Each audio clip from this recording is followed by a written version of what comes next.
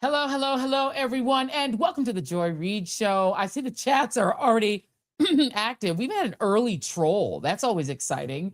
The trolls jump in first. They want to be the first in line because they're such a fan that they're like a fan upside down. They're so excited. They want to be the first in line to start the trolling. But happy Friday, TGIF, to all of our friends. Good evening, everyone. We see Karen Stukes in the house. We see Meredith Holmes in the house. We see Leatha Deloney. We see in the house, we have Deneen Farmer says, good evening, everyone. Happy Friday. We got everybody. Elizabeth Wilson right up at the top, giving a little hand wave to me and Jason. Please hit like and share. Don't even wait. You might as well go ahead before you even start. But you guys are the early adopters. Go ahead and hit like and subscribe. We appreciate y'all so much. Make sure you also hit that share button so you're not the only folks that are jumping in early. You can be other, or you can add other early adopters by hitting like, subscribe, and share. Let me big up everyone in tandem, our YouTube friends, our Substack friends. Hey, Substack, our Twitchies on Twitch, our small but mighty Twitch army, which is more than 1,000 people now. It's getting bigger. It's smallish. Definitely is getting bigger. It's starting to grow, our little Twitch army. Our Facebook fam, hello to our Facebook fam. And if you're listening on LinkedIn, I didn't know you could watch things on LinkedIn. So it's news to me that there's a LinkedIn family, but the more you know, the more you know. How you doing, Jason? I'm doing well. It's so funny, guys. I'm around, what do you say, like 30 minutes before the show airs, you get trolls inside the comments talking stuff. And it's like, dude, you're a fan. Why do you come in and say stuff before the show starts? I mean, you literally have time to waste. Yeah. That you can come sit down and just wait. I didn't even get to say anything yet. Like they're already mad and angry, thinking I'm going to say something that they're going to object to, but I haven't said anything yet. Like I actually haven't had time to say words that would offend them, but they're already offended. They're pre-offended. They're offended in advance. Exactly. So anyway. Big up to Coco. I got my hair done today and my makeup. So Coco and Janice, the fabulous hair and makeup team with the mostest. So I got fresh hair, fresh platinum, little fresh twists. I got fresh face. So big up to the glam squad who always keep it tight and keep it right. And also I found my earrings. I had lost, these are my favorite earrings. As you see, I wear them a lot. But they had gotten to a place where Nala could get at them, and she sneaked them and put them in two separate places and started gnawing on them. So hopefully you don't see the gnaw. She tried to start gnawing, but they were too thin for her to gnaw. You know, she likes to get glasses, earrings, anything like that. She likes to eat them up. But thanks everybody who is here at the end. Somebody's finding that T-shirt that you have on fly. Let them see that T-shirt. The T-shirt is really cute. She has the earrings too. So she has the earrings in it too. It's a pretty fabulous. So the T-shirt has the same earrings I have on. So I wanted to make sure you guys could see it. You need to get an Afro wig. I do have an Afro wig somewhere. That's true. Yeah, I'll find my Afro wig somewhere, guys. But yes, this T-shirt is very fly. It is not in our shop, but maybe we'll make something similar and throw it in the shop because it is very cute. I think I bought it from a Black woman who has a TikTok shop. Like I'm that person. I'll see something on TikTok, be like, ew, buy it. So thank you all for tuning in. We have a big show tonight. We're going to speak with the parents of Nolan Xavier Wells. They are, it is one of the more tragic cases. There's so many of these tragic and really horrifying cases that are just horrifying us as parents, as Americans, as aunties, just as human beings. Such awful cases. They've been making the rounds and telling their story. And I think it's so important to hear from these victims, hear it in their own words. And so we're very, very excited that we're going to get the chance to speak with them, as well as their attorney, Ben Crump, because they have been making the rounds and trying to get the word out.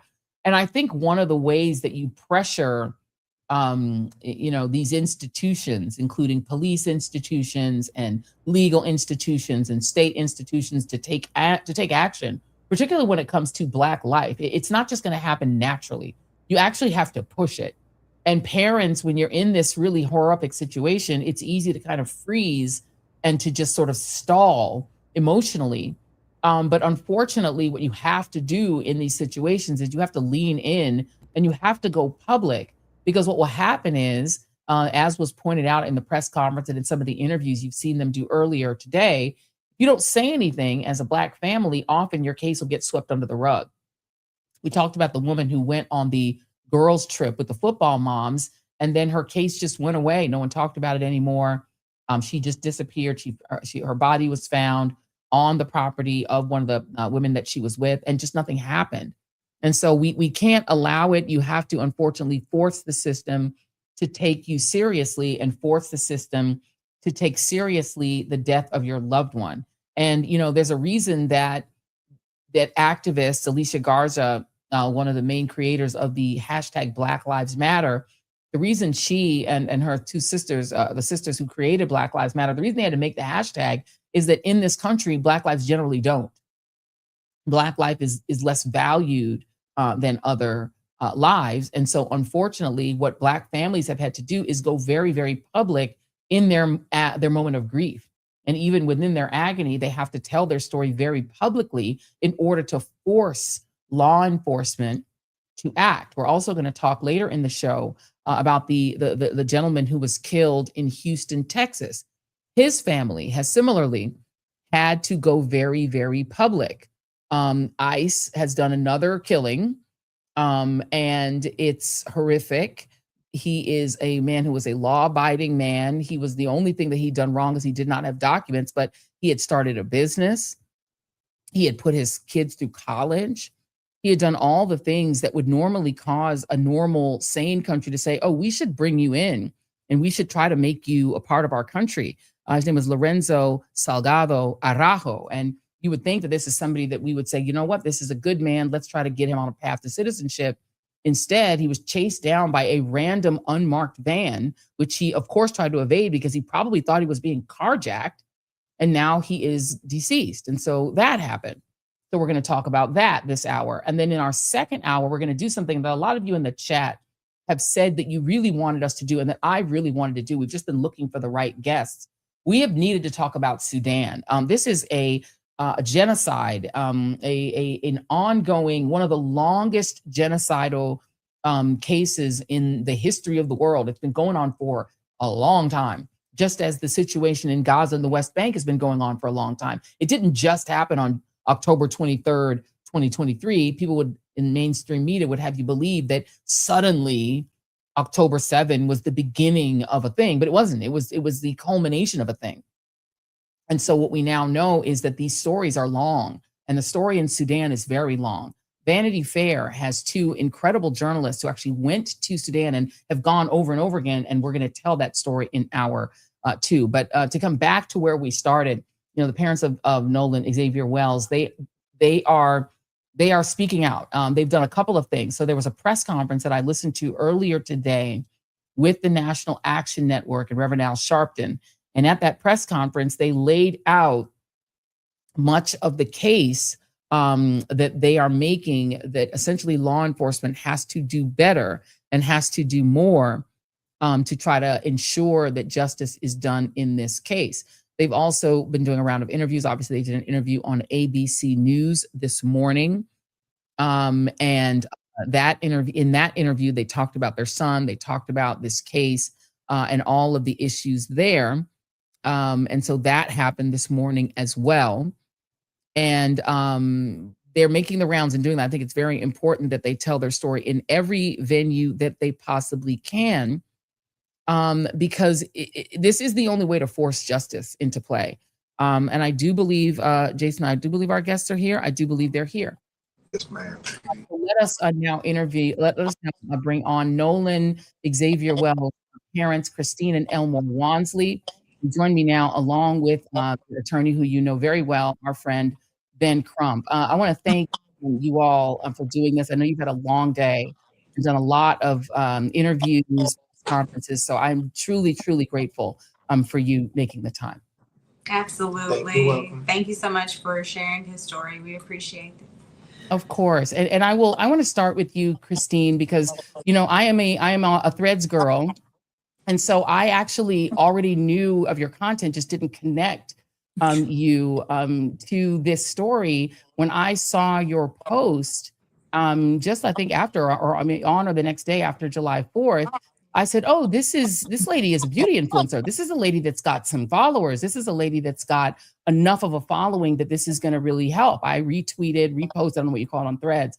And I think we all felt that, you know, you did exactly what a parent, a loved one is supposed to do. You publicized this immediately. Yeah. When that happened, the question I has lingered in my mind is, did any of the friends that your beautiful son Nolan was with, did any of them reply to your post? Replying to the post, I'm not quite sure, but I think it was Wyatt that had reached out saying like they were going to go back out to help with the search. We just, we had a large outpouring of support from our community. One of my classmates from high school, he went out there on his boat, Nolan's former high school football coach.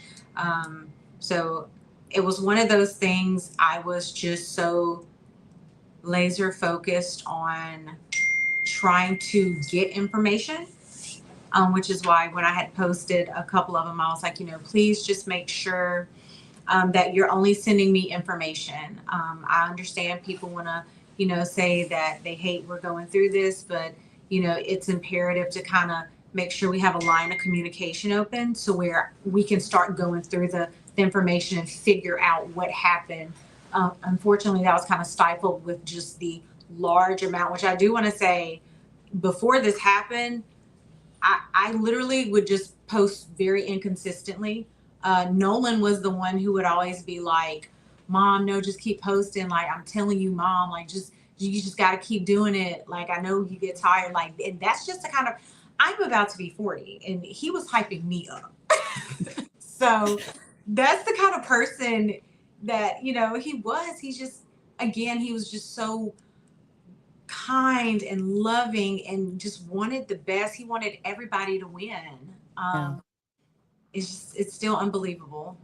Yeah, I'm sure it is. And our deepest condolences to you as a mom to mom, and parent to parent, to the two of you. My heart breaks for you. And you are so strong to be able to even have these conversations. So again, I'm going to thank you a third time. Girl, it hits me now. It hits me. I'm like, that's when I be looking up. That helps the tears go. Yeah. 100%. And Elmore, I've seen your interviews where you talked about your bond with Nolan around football. And this was something that actually figures into the sort of strangeness of this case, because you said in a previous interview that this was kind of his last hurrah to go and hang out and have fun before he had to get serious about practice. So did it surprise you to learn from his friends that he allegedly chose to not come back with the group? Yes, it baffled me because that's not his character. We drill into our tourism. If you leave together, if you go somewhere together, you come back together. You never break from the group. Strength is always in numbers. And even when he was in college, he would call us, Dad, I'm finna go down to somewhere in Louisiana. Okay, well, make sure you guys who are all going. Me and 3 other people. Okay, well, you and them same 3 people need to come back together. Don't go off with no girl. You got girls at school. Mm-hmm. She's not the only girl in the world. It's not in his character to do that. We didn't raise him we didn't raise him that way.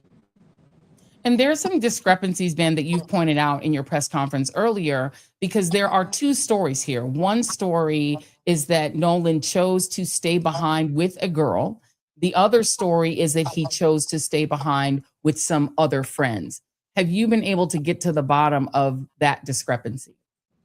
We have not, and as Mr. Elmore just articulated, Joy, it is troubling to think that if he really did say, I'm going to stay behind, he's an 18-year-old kid. Would he not want his cell phone with him and his car keys? So they think that's an inconsistency with the contradictions between the statements of the young lady who said, he said, I was going to go back to the boat with the boys. And the boys said, no, he told them that he was going to stay with the girl. So it's inconsistencies. And then the video, Joy and Reid, the video where you hear him arguing with somebody saying, give me my freaking phone. What are you freaking doing?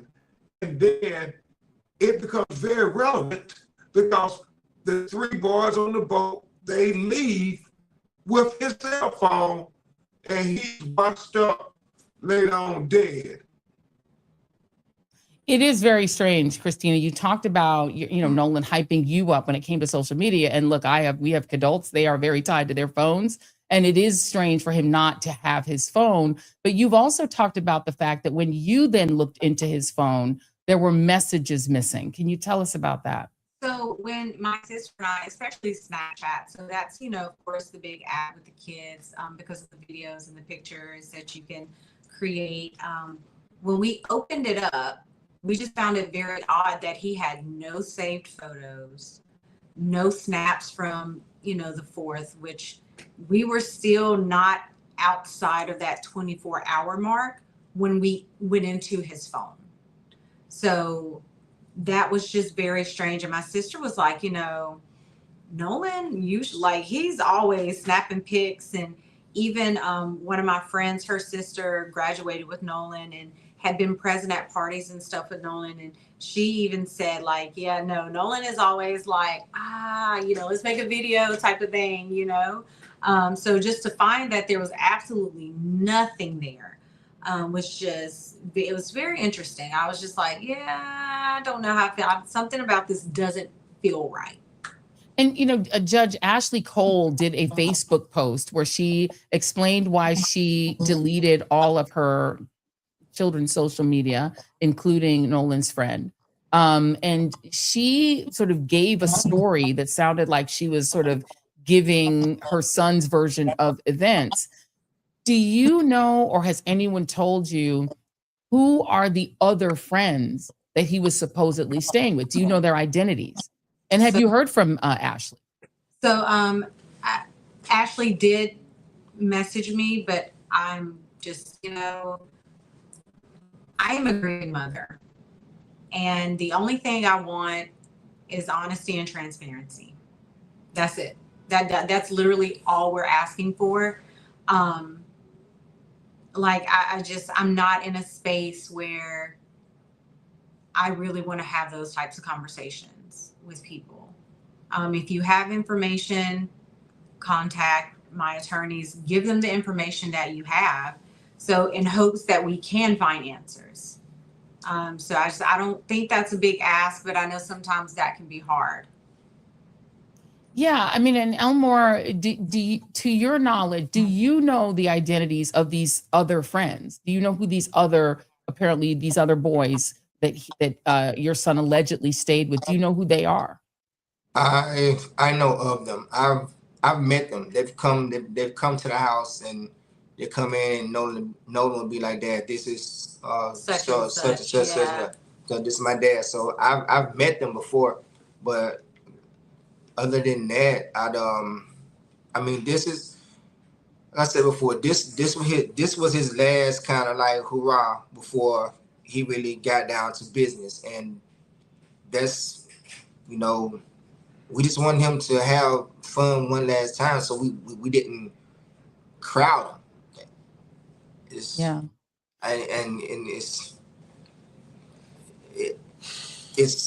sad because it's one of those times where you question yourself as a parent and be like, well, maybe I should have crowded him.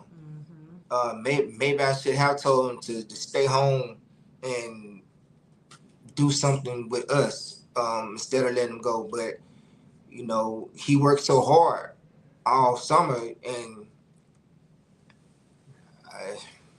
you know what, sir? I'm going to tell you, I'm going to stop you right there. Do not question yourself. You obviously, I've watched all of your interviews now and your press conference.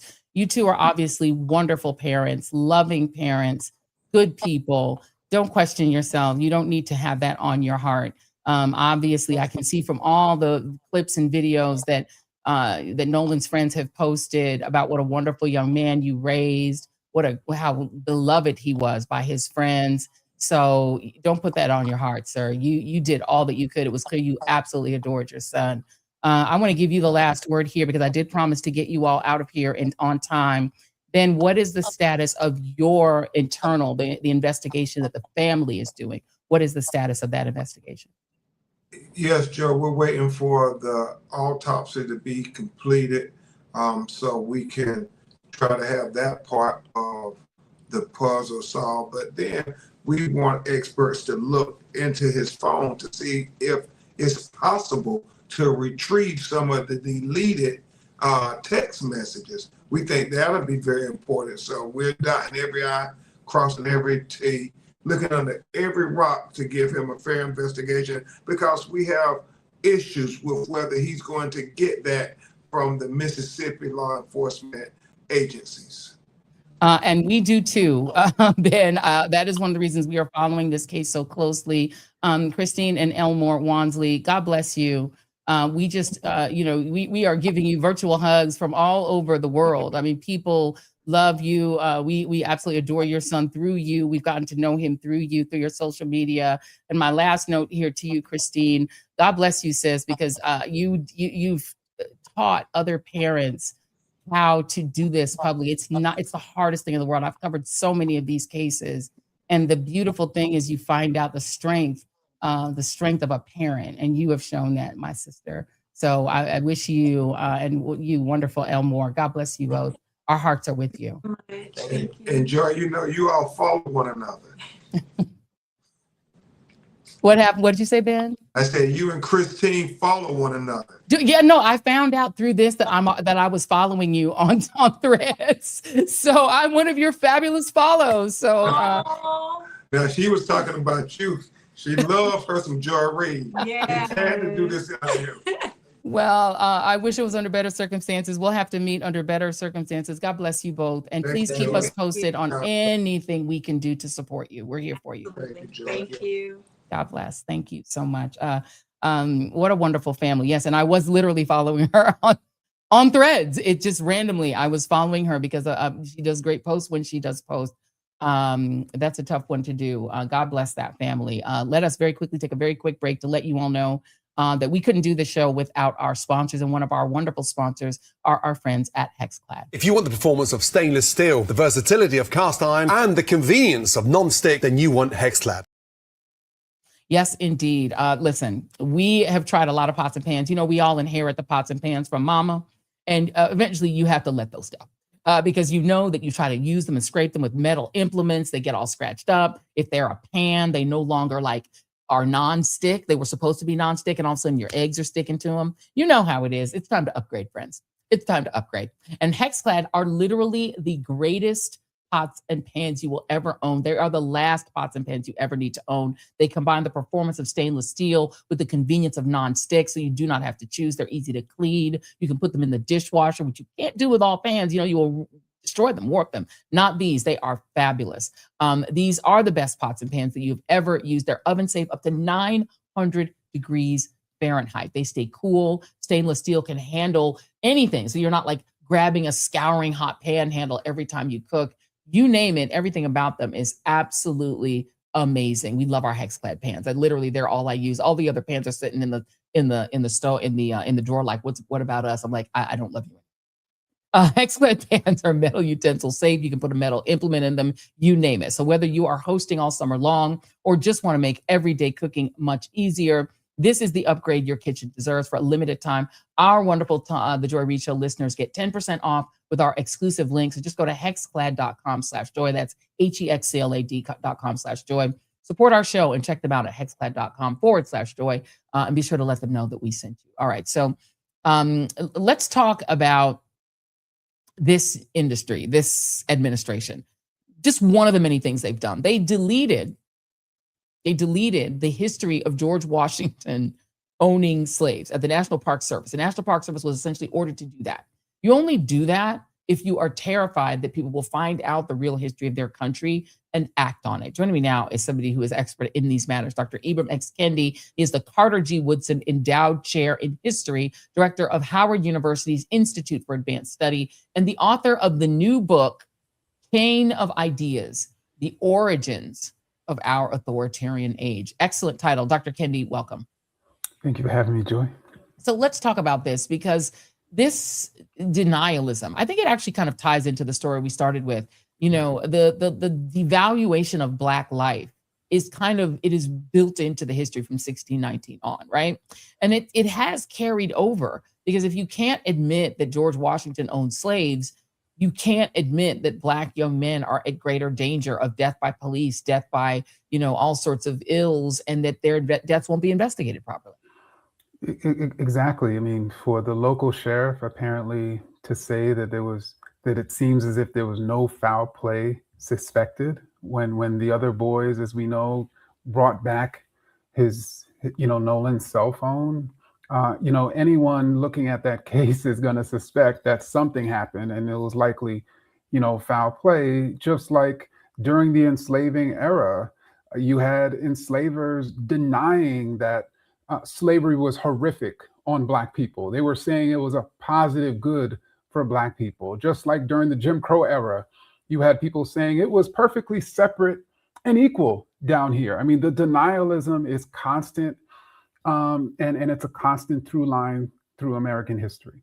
Yeah, I mean, just if you could put it before, I mean, people have been saying this isn't an original thought, but, imagine this photo, but reverse the races of the young men in the picture. 3 young Black boys go out with one white friend, and the white friend doesn't come back. I mean, as Ben Crump said in his press conference earlier today, how fast would those 3 Black boys have been behind bars being interrogated or accused of murder? They would have to bail out in order to go home. There would be an intense investigation. This would be a national crisis. This would be on morning, noon, and night on every news channel. In this case, it was really social media that lifted this story up, and independent media that kind of forced the story into the mainstream, and now they're all covering it. But I mean, we know what it would look like if the races were reversed. Indeed, and I think that's one of the challenges of being Black, and particularly a Black young male in the United States, is that you're always guilty until proven innocent of foul play. But then when you are the victim of foul play, right, then sheriff's office looks for other people to do their job, right, which is precisely what's happening in this case. You have brought back the Emancipator, and this is B3 if you have it. I mean, and your opening sort of piece here is about the slavery denial, and talk about why the Emancipator has been brought back. What's the history of the Emancipator for those who don't know, and what are you intending to do with its revival? Sure. Well, if we think about it 2 centuries ago in the 1820s. That was a period in which enslavers, racist power brokers pretty much dominated the mainstream media, which at the time were newspapers. They had pretty much taken over, and they were using newspapers to spread pro-slavery propaganda. And anyone who wanted to tell the truth about slavery was being pushed out. Doesn't that sound familiar, Joy, in the way in which this mainstream media has been taken over, in which people who want to tell the truth about racism, tell the truth about what's needed to maintain democracy, have been pushed out, in which authoritarians have taken over? And so it necessitates the revival of anti-slavery newspapers for a new day, and in this case, an anti-racist platform. And ironically, in the 1820s is when the first anti-slavery newspapers like the Emancipator was born. Right. And that, I've said it, folks who've listened, they know I will repeat. I am Dieter the repeater sometimes. It feels like history does proceed in 100-year cycles, right? We're in the 2020s, which feel a lot like the 1920s, just updated with better technology and the internet and social media. But the 1920s were a period of intense lynching. They were a period of intense rage at Black men who went off to World War I. And then, and came back saying, hey, I want to be treated just like every other hero that went off to war. I've got my rifle still, and I want to, protect my family. Lynchings, increased then, putting the Confederate statues up, this sort of honoring of the Confederacy. All of that is back. Our Department of Defense honors the Confederates who fought against American troops. They honor them more than they honor Black troops. There's this anti-immigration fervor that mirrors the 1920s insane sort of mania against, Southern European immigrants and Asian immigrants. It's like everything old is new again. Indeed. And what's striking is literally the children and grandchildren of people who were called aliens, who were called invaders in the 1920s have now turned around, and they're calling people from Latin America or Asia or Africa or even African Americans aliens. Yeah. And invaders. I mean, and it's striking that they could sort of do that turnabout, because particularly if you're if you're a person of Irish descent, of Russian descent, if you're Jewish, if you're of Italian descent, and on, you were called the invaders a century ago. And the thing is that it seems to me that the sort of grandchildren of those immigrants, the Ron DeSantis, whose family were Italian immigrants who just made it in past to getting blocked by the immigration law in 1924, or Stephen Miller, whose Jewish immigrant family came from Eastern Europe and would have been denied under the rules that he wants to put in place. You go Byron Donalds, who opposes all of the programs that avoided him being in prison right now because he was committing crimes when he was in college. He comes from an immigrant family. He's anti-immigrant. It's like this thing where it's almost as if the grandchildren and children of these immigrants are the most anti-immigrant, the most racist. Donald Trump's family are immigrants. His mother was a Scottish immigrant. His father's father was a Bavarian who couldn't go back because he was a draft dodger. So it's like, is there a historical kind of explanation for why it is the most recent immigrant families that are the most intensely racist and anti-immigrant? It's hard to say, but what I suspect is happening is that, as you know, there's all this rhetoric, this political rhetoric, this propaganda that people, particularly white men, particularly white male citizens, particularly white heterosexual male citizens are losing ground. And those who tend to have less or just sort of arrived are likely going to be more sensitive to calls that their nation is being taken over. Those who have been trying their whole lives to prove that they are patriots, to prove that they're truly American because they know their parents and grandparents were told that they were not, are probably going to be the most likely to then turn around and say, I'm an American, look how I'm denigrating Black people. Yeah. And for Latino Americans who have been sort of trying to kind of aspire toward whiteness, if you listen to a lot of the sort of journalism around the Paula Ramos has done great work on this, that there is this sort of aspirational whiteness that they're trying to claim by being the most American and the most conservative and the most Republican. And now they're being the most intensely targeted when it comes to immigration because they got the numbers. If you want to get rid of a lot of people of color, the biggest cohort of them are brown people, Latinos. And so they're taking the brunt of it. Does that create coalition or does it just increase competition between the various groups that were targeted?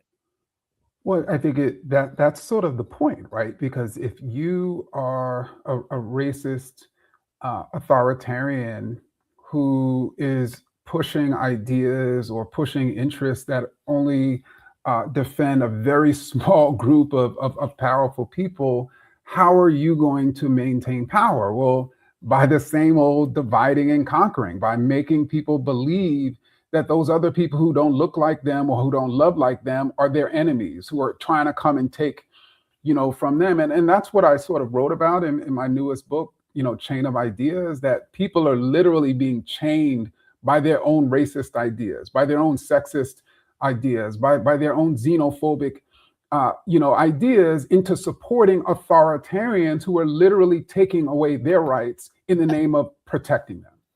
Right, and let's take a little more. I mean, I'll give one example of it. So Ken Paxton, the guy who is running for United States Senate in Texas, one of the things that the right is doing to try to get, as you said, regular white folks who don't have money are never going to get money. They're never going to allow them to get up off the mat economically, but they keep them sort of fixated on anti-immigrant racism to sort of keep them on side. One of the ways they're doing that is to say they're voting. These brown people are illegally voting. Illegal Black and brown votes are the reason that Republicans don't win. It's not bad ideas, it's them. And at the same time, Ken Paxton apparently has been illegally voting in at least 6 elections. He's been not using the address where he actually lives. He's been voting from a different address. So he's been violating the law. And every time we come up with a really big ticket voter fraud case, it's always a Republican. But they're claiming that it's Black and brown people who are committing these crimes. And it's such an overt cover up. What do you make of the fact that it works every time? I think it works every time because I think it speaks to the power in the enduring power of racist ideas. I just don't. We had a so-called racial reckoning in 2020, and you would have wished, right, that 6 years later, that the power of racist ideas wouldn't be so pervasive among people in which they could constantly act out of their own self-interest. But we've gotten to a point in which people are beyond acting out of their self-interest. They're literally clamoring for other people to dominate them. Like, come and dominate me, come and control me, because I'm only going to be protected by those quote unquote immigrants and Black criminals if you take away my rights. It's so, and I think that's what's happening, in this moment. And I'm glad you wrote a book about it, because the reality is, I mean, if you think about the Patriot Front, they're so determined to be dominated. They're so beta that they're saying we want to basically become anonymous lookalikes with masks over our faces, catching heat stroke in the heat. We just want to be dominated. We'll only let our leader have his face shown. And then we're going to try to slither into positions at the bank or in the dentist's office behind your back. But we don't even have the courage to demask, right? We're so scared that the public will rebuke us that we're just going to become anonymous drones. And it is crazy. These are people who are smarter than Donald Trump, who are in some cases richer than Donald Trump, these members of Congress, but they're playing, please, daddy, beat me more. They all want to be dominated. They only feel like they can rule on their knees. I've never seen anything like it. It's insane.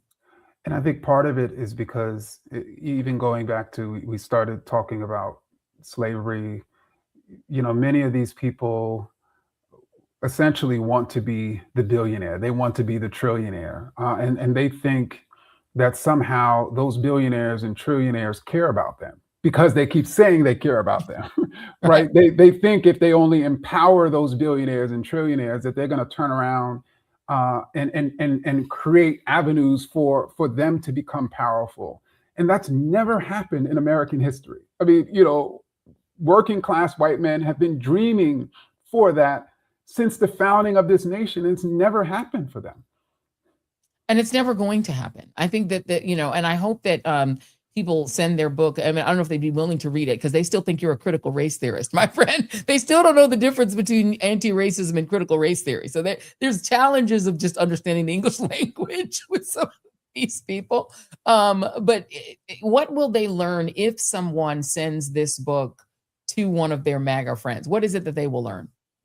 Well, actually, I'm hoping that a MAGA friend who reads this book with an open mind will realize, even, for instance, where the title Chain of Ideas comes from. It comes from this French intellectual in the late 1700s who was speaking to the French monarch and was like, you know what? An old way for a politician to control people is with iron chains. A much more effective way to control people is with a chain of their own ideas. And so I hope people can realize that the more bigoted we are, the more easily we can be controlled and dominated. Amen to that. Where can people get The Emancipator? TheEmancipator.org or The Emancipator at The Emancipator, on all social media channels. Fabulous. Dr. Ibram X. Kendi, come back anytime, my friend. Thank you very much. Thank you for writing this book. Of course. Thanks, Joy. Thank you. And I'll let you all know that you can also get your copy of Ibram Kendi's latest book. You can get The Chain of Ideas at shop.thejoyreidshow.com. When we have an author on, we always like to give you guys the opportunity to buy their book. And so this is definitely going on my summer reading list. So yes, definitely worth reading because he's one of the smartest. All right. So hey, Joy, before you move on, right? Yes, sir. You guys was talking about, could you imagine? Ben Crump put this post up on his IG, and this is exactly what I mean. Now, if this was what this looked like, do you think these brothers would be even free right now? They'd be under the jail. They'd be under the jail. Let's just be clear. This is what it is. So, we have sympathy, but if this was the picture, those boys would have been railroaded into prison. They would be behind bars right now, and there would be a national demand. Fox would be opening with this. Fox would do this day and night until those boys were in prison. They would have been already charged with murder. there would have been and then any other young Black man in that community, they would have been dragging them off the street, throwing their hands behind their back, throwing them down on the street. Or imagine if you did that same picture and it was 3 brown people, or any of them was an undocumented immigrant. They would be rousting every brown person in the community. I was in New York as a teenager during the Central Park 5. Good luck walking through the park once they decided that all young Black teenagers were quote unquote wilding. That meant that it wasn't just the Central Park 5 who were thrown into prison, accused of a crime they did not commit. No one bothered to, take their DNA and see if it was possible that these 14, 15-year-old boys raped this woman. They didn't bother to do that. They just literally railroaded them. Some of them served 13 years in prison before they were let out. And you know that if this was the picture and this was the actual news story, those 3 boys would be under the jail. They would be doing GoFundMes to try to bail out. They wouldn't even get bail. They would be charged with murder, and there would be no questions asked. The state of Mississippi would throw the book, not just at them, but any Black male they found on the street would be accused of being part of the crime. It would be a complete, they would be the railroading of every young Black man anywhere near Gulfport, Mississippi would be in danger of walking the streets. Or if they were brown, same thing. 1,000%, Trump would be calling for the death penalty. Exactly. Trump would be demanding that there not even be a trial, that those 3 young men, if that was 3 Black, he would be demanding that they be put to death. And Fox would be amplifying it.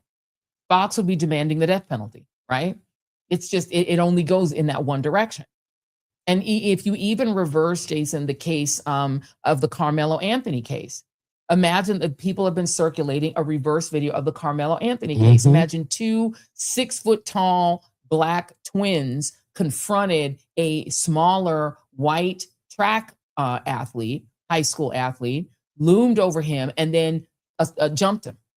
There would be brutes. They would be brutes, animals. There would literally the little, what's his name? Nicolas Fuentes would be saying this proves that all Black people are beasts and animals and should be in the zoo and murdered. There would be lynch mobs. Those cowardly masked, whatever they call themselves. You know how it goes. Patriot Front would be marching through every community. Every Black community would have a Patriot Front march down through the center of their streets, demanding that Black people be deported en masse to somewhere on the African continent. They get the benefit of the doubt. Led by Trump and Stephen Miller. Stephen Miller would be demanding that every Black person be ID'd, tagged like a dog, followed. They shouldn't be allowed to vote. Y'all know what would happen. Like, this isn't even a question. You know exactly what would happen. Or if they were undocumented, you know how this would go down. And there would be no sympathy whatsoever. This is the way we know that it would go. Because we are in the nadir. We are back in the 1920s. Yes, they would be burning Black towns to the ground. Because remember, all it took for them to burn Black Wall Street was for a young Black man who worked as an elevator operator to actually accidentally brush his arm up against a white woman who was in the elevator. That is what caused those men, including the federal government, flying fighter jets over Tulsa and burning Tulsa, Black Wall Street to the ground. Because a young Black man, who I think was 19 or 20 years old, his arm brushed against a white woman in the elevator that he was operating. That's all it took back then for them to burn your town down. This is the same people whose grandchildren say that Black people are inherently violent. All it took for them to lynch a young Black boy in Florida and force him in front of his father to jump off a bridge to his death in front of his dad. Byron, I asked Byron Dollins about this because he said we were better off when we had fathers in the home during Jim Crow. Well, during Jim Crow, in his very state where he represents, they forced a young Black teenage boy to jump into the river to his death with his father standing right there. And he had to do that. You know what he did wrong? He wrote a letter to a young white girl in his class saying, "I wish we could all be friends. My people don't hate your people. We should all be friends." For writing that note, her father became enraged and thought that he is hitting on his white daughter. And they dragged the boy and his father to a bridge and made the boy jump in front of his dad. So that was the father in the home. This was an intact family. And this is the history that they're trying to suppress. They don't want you to know that, but it happened in Florida. And this is not in like 1800, this was post-slavery. And so we know how it would go. All right, let's go on to our next topic here. So Mexico is enraged at the United States. So during an operation in Houston, A man named Lorenzo Salgado Araujo was fatally shot on Tuesday by ICE. ICE described it as a targeted enforcement operation, but his family and local officials say not so fast. Here's how Texas local officials reacted to this murder. Lorenzo's last words were, "Me están matando." They're killing me. And I want to first express my condolences to the family of Lorenzo Salgado Araujo, a man from Houston who had lived in the United States for 35 years, raised his kids, helped them get a college education, was a hardworking man, took care of his family. He was killed a few days ago by ICE. The Salgado family, life will never be the same. At no fault of theirs, Mr. Salgado was chased by an unmarked vehicles before he could identify himself and speak as a Houstonian. He was shot and killed. I've met with his family today and expressed the entire city's condolences and anger, and assured him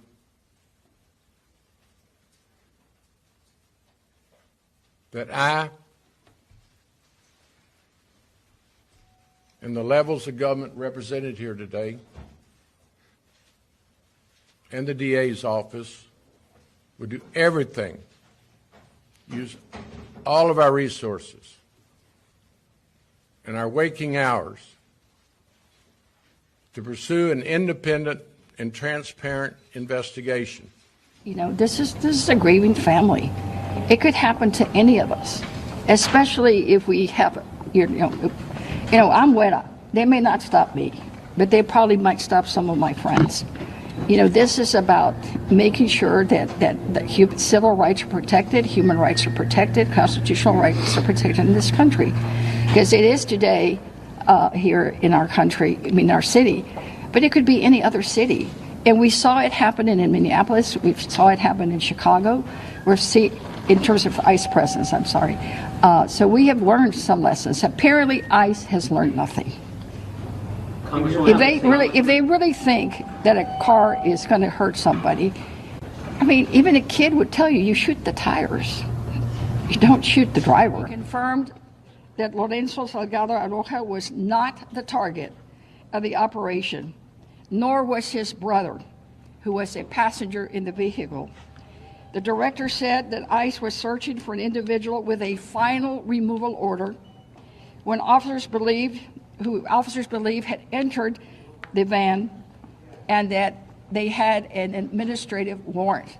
And let's be clear, it is an ALJ signed administrative warrant, not an arrest warrant like I have signed before as a judge, and not an arrest warrant like the kind that the DA would ask us to sign. And Joy said that he did not know the name of the individual that ICE was targeting and that he could not clearly identify which passenger they were seeking. We must have a thorough, complete, transparent investigation before there can be accountability. There must be such an investigation. There ought to be an amen to that. Amen. Amen. We must not only have it, we must have a hearing so that the public can see and hear as much evidence as is available, especially body camera footage. The previous speaker, and I apologize for not having that up, is Representative Sylvia Garcia, the Congresswoman, as well as we saw Congressman Al Green. And the Mexican Foreign Ministry is now preparing legal action in the United States following the shooting. The president of Mexico, President Claudia Sheinbaum, said the shooting represents a broader pattern of mistreatment of Mexican migrants. She said the Mexican government plans to pursue legal action beyond the diplomatic complaints that it has already filed with international human rights bodies. Her quote, "Our objective is to go beyond diplomatic notes." Joining me now to discuss this is Kica Matos. who is, oh, I'm so sorry. I'm gonna get your title wrong, my dear. I am so sorry. Let me get your title. You are the president of the National Immigration Law Center. We were scrambling, Kica Matos, to try to get the show changed around because we had Ben Crump brought on the parents of Nolan Wells, and so we scrambled a lot of stuff, and I pulled a little bit of information out. So Kica Matos, thank you so much from the National Immigration Law Center. Mexico filing a formal complaint. What do you know what they could actually accomplish doing that? I'm glad they're doing it. I think a couple of things. First, look, they want to signal to the world and to the United States how serious this is for them. And they want to really elevate the fact that Mexican immigrants are being assaulted, they're being killed, they're being held into detention indefinitely. They're being demonized and they're being brutalized by this administration. So this is a way for the president to say to the United States government, you're out of control. And we want the rest of the world to know that we are outraged. And it seems like part of the tactic also is to bring the United Nations in. So they're going through these UN human rights channels to start to elevate these sets of issues as fundamental human rights violations and to try to hold the US accountable using international human rights law as mechanisms for accountability. And, you know, Kica, I've been waiting for someone to do this. And I have been sort of openly signaling and saying on the show, at some point, someone needs to do to us what South Africa did to Israel, because the human rights violations are numerous. They have already killed 2 protesters in Minneapolis, 2 US citizens who were simply peacefully protesting against ICE. They killed both of them in the street, an extrajudicial murder, no accountability. Now we have a Mexican national. This man had lived in the country for more than 20 years. He had 35 years. And he had an American family. Let me let y'all listen to a little bit of his family's press conference. Take a listen. I saw a video posted on Facebook that he had been shot. I recognized him immediately. Not from his appearance, but from his voice, crying for help as he lay on the street, bleeding out. I am calling for a full investigation into the events that transpired yesterday, July 7th. He did not deserve to die. He did not deserve to be reduced to a headline of Mexican man shot and killed by ICE. Had my father seen any emblems on those cars, he would have complied, he would have stopped, he would have not reacted the way he did. Unfortunately, that was not the case. ICE did not present himself to him in a orderly manner, in a professional manner that any law enforcement agency should, that's the standard, to identify yourself. And Kica, the video of this that's all over social media shows that Lorenzo Salgado Araujo, he's in his van, and then a van unmarked starts rolling up on him. He probably thought he was being carjacked. Yes. So his son guessed, he surmised that his father thought that they were people trying to rob his construction tools, because he shared that, like many of us, you know, Black and brown people keep having these conversations. And I know I had this conversation with my son about what happens if you have an encounter with ICE or the police, right? We know that we have to do that level of engagement and training. Mr. Salgado had taken upon himself to really learn all of the Know Your Rights information that we've been sharing with people about what to do if you have an ICE encounter.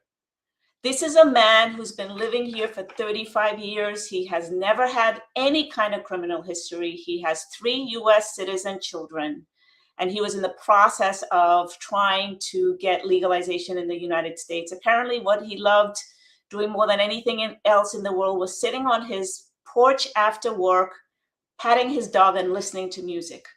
Why on earth ICE would take it upon itself to be in an unmarked van, right? And then to come out at some point in time, they blocked him off the road and come out and start shooting. Why? Why in God's green earth do they think that that is appropriate behavior? That level of violence is appropriate against any human being. He wasn't engaging in threatening behavior. He didn't have a weapon. the whole allegation of ramming because the ICE is alleging, and this is a repeat pattern, they keep saying the same thing every time they shoot people, which is that, oh, the cars came at us as a weapon. They were, and let me say that the level of outrage, I'm so apoplectic over this case. They said the same thing that they've said in other cases, which is, oh, he used his van as a weapon and he rammed an ICE car. There were 3 eyewitnesses in that van. And what did ICE do? They picked up those eyewitnesses, they shackled their hands and feet, they took them to a detention center, and now they are trying to get them deported. And that is what Representative Al Green pointed out in his part of the press conference. He said, you are not on my watch going to deport these people because they want to deport the witnesses. Yes. In addition to that, there's video. Other people, they saw this happening. There's video that's circulating on social media that clearly shows the opposite. And this is what happened with Renee Nicole Good. They tried to lie about her and say she was ramming the officer with her car, but the video showed that they were lying. And Representative Green, as well as Representative Sylvia Garcia, they're questioning whether this is just lies because they keep saying this. Sylvia Garcia made the point that this is what they always say when they decide they want to shoot someone. And the thing that was so tragic, Kica, is the last words, as reported by Representative Joaquin Castro, this man's last words was, "They're killing me." They let him bleed out on the street. And let me say, this is not an aberration. Since Trump came into office last January, 21 people have been shot by ICE. 8 of them have been killed. 5 of those 8 were deaths by shooting. 3 of those people who were shot death were US citizens. And there have been 52 deaths in detention. There are now, it's not just these 3 eyewitnesses who are in ICE detention. They joined 63,000 other people that have been picked up by ICE and are in detention. 52 of these people have died in detention. To say that our government is out of control and that ICE is out of control and that they have no respect for our constitutional rights is an understatement. Yeah, it feels like it violates multiple constitutional amendments that you can roll up on somebody like a gangbanger in an unmarked vehicle. You can do a jump out and then shoot them and say they were trying to kill you. You can bust into people's homes, no warrant, and then just start shooting people. And then if anyone sees you commit the crime, you just detain them too and deport them. It's the perfect crime because there can be no witnesses because you'll either kill them or deport them. And there's a level of complicity that is also astounding. Apparently the FBI has stepped into this case, and they're doing an investigation with regards to, quote unquote, the assault of a federal officer. And not only that, I mean, of course they are. And then on top of that, normally, this is the other thing that Representative Garcia said, normally in a situation like this would be immediately forwarded to the Civil Rights Division of the Justice Department.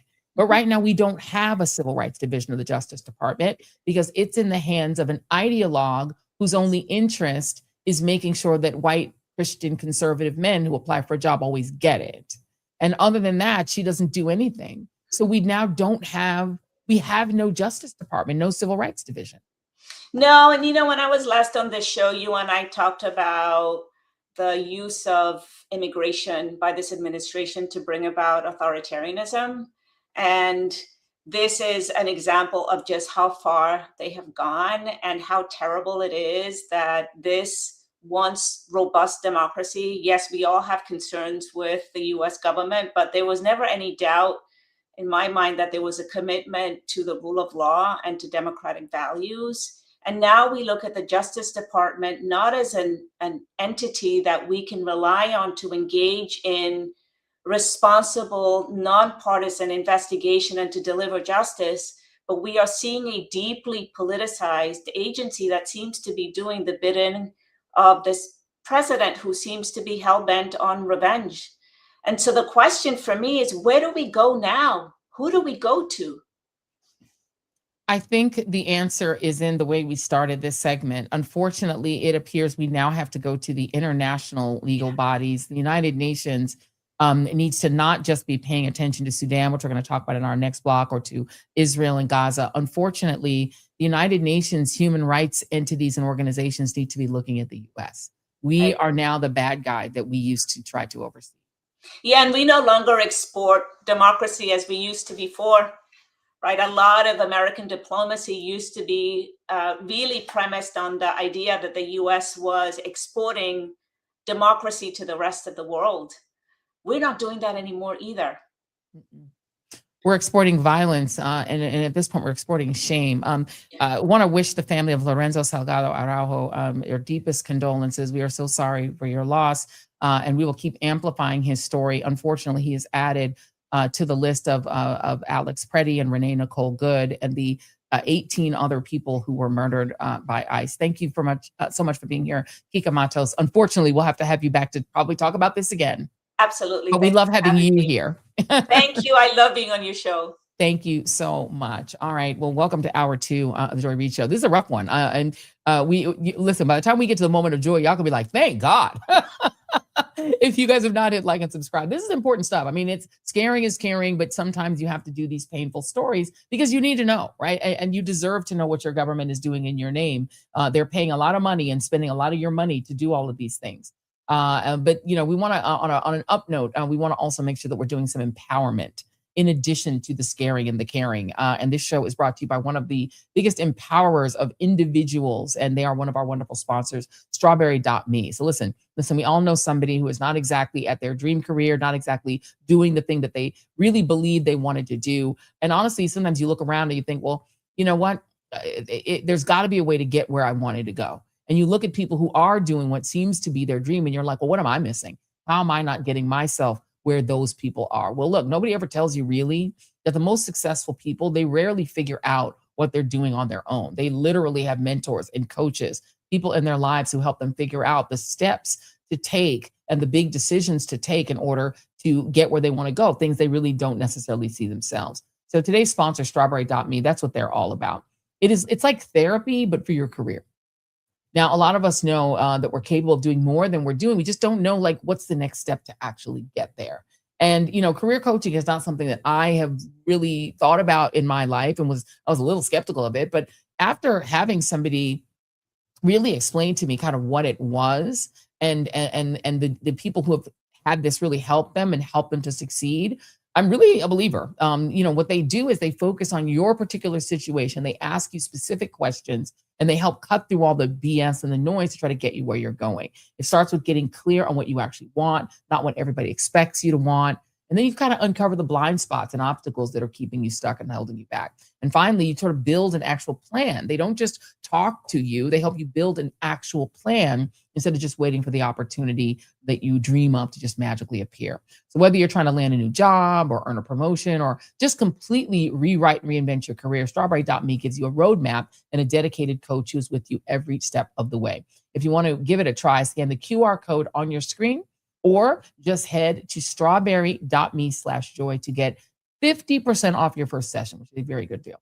That's strawberry.me/joy, strawberry.me. It is like therapy for your career. The Joy Reid Show is also brought to you by our friends at Remy. Now, listen, if you're trying to get a good night's sleep, one of the things that will keep you from doing it is that whole teeth grinding thing. It's a tough thing to do to keep yourselves from doing it. And teeth clenching and grinding actually can give you more stress. It can give you headaches. It can interfere with your sleep. And fixing it generally means making an appointment with your dentist, waiting for the appointment, going to the dentist. It's a whole multi-step process that can be long and arduous, but guess what? You don't really have to do that. You can simply trust Remy. And this is who I trust. Remy will protect your teeth using their custom night guards. It's over 355,000 Americans who've done it. And they give you these wonderful night guards that are not just FDA cleared and clinically tested at home impression night kit guards. They allow you to do the work to protect your teeth from damage, from grinding, but also reduce the cost.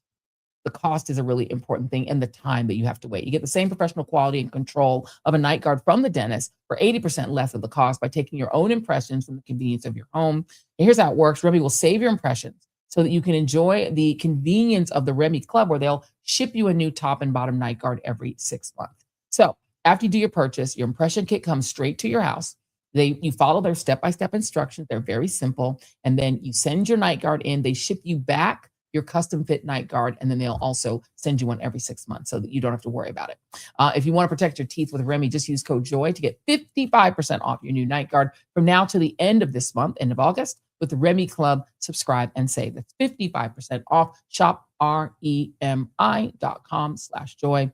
That's shop REMI.com/joy and use the code JOY. So thank you, Remy, for sponsoring this episode. So this hour, we want to do something that, again, you guys have really asked us to do. A lot of the time, we spend a lot of time talking about what's happening in Gaza and in Lebanon. And a lot of you in the chat have said, well, what about Sudan? Also Congo, which we're gonna eventually get to that as well once we find a really good correspondent. And the challenge is that a lot of mainstream media, they don't actually pay attention to the African continent.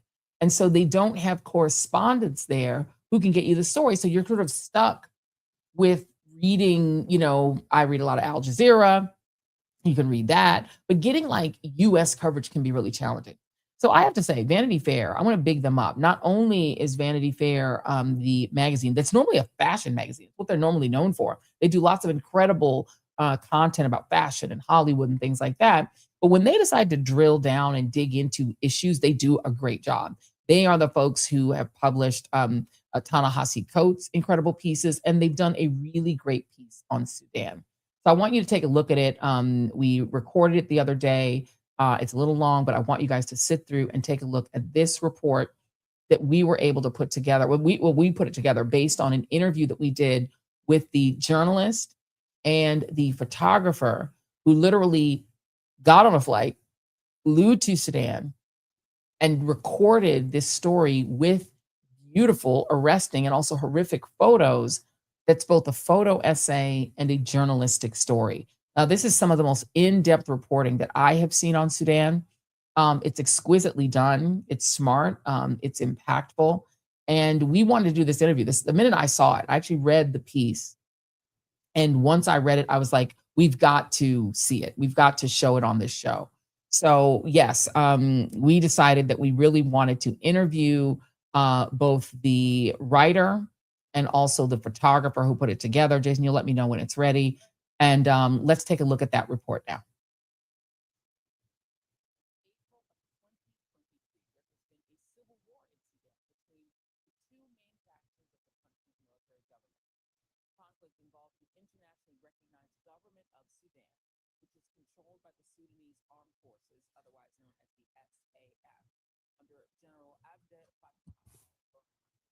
Against the rival government of peace and unity led by the Rapid Support Forces, a paramilitary group which is commanded by a man called General Hamdani Mohammed Hamdan Dagalo Musa.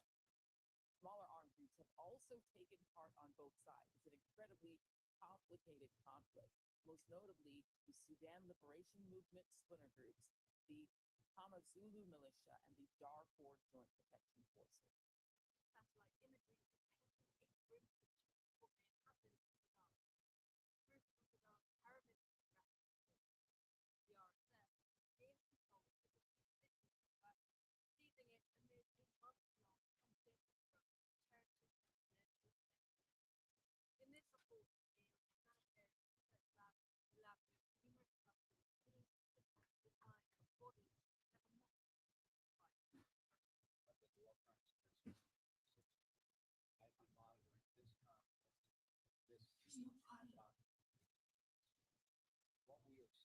Here's audio.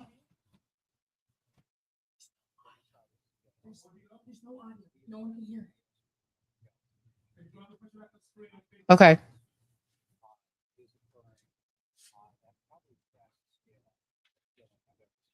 Okay, we are apparently having an audio issue. I can hear the audio on my end, but you guys are saying you could not hear it. So I'm not sure why the sound isn't showing. Jason, let me know if you want to try to reel it up again and see if we can get the sound. All right, let's give it another shot. Oh, okay. Well, all right. Well, let me know when you're ready. Sorry about that, guys. We have a little bit of a technical difficulty, so we're going to figure out when we can get this audio up so you guys can see it.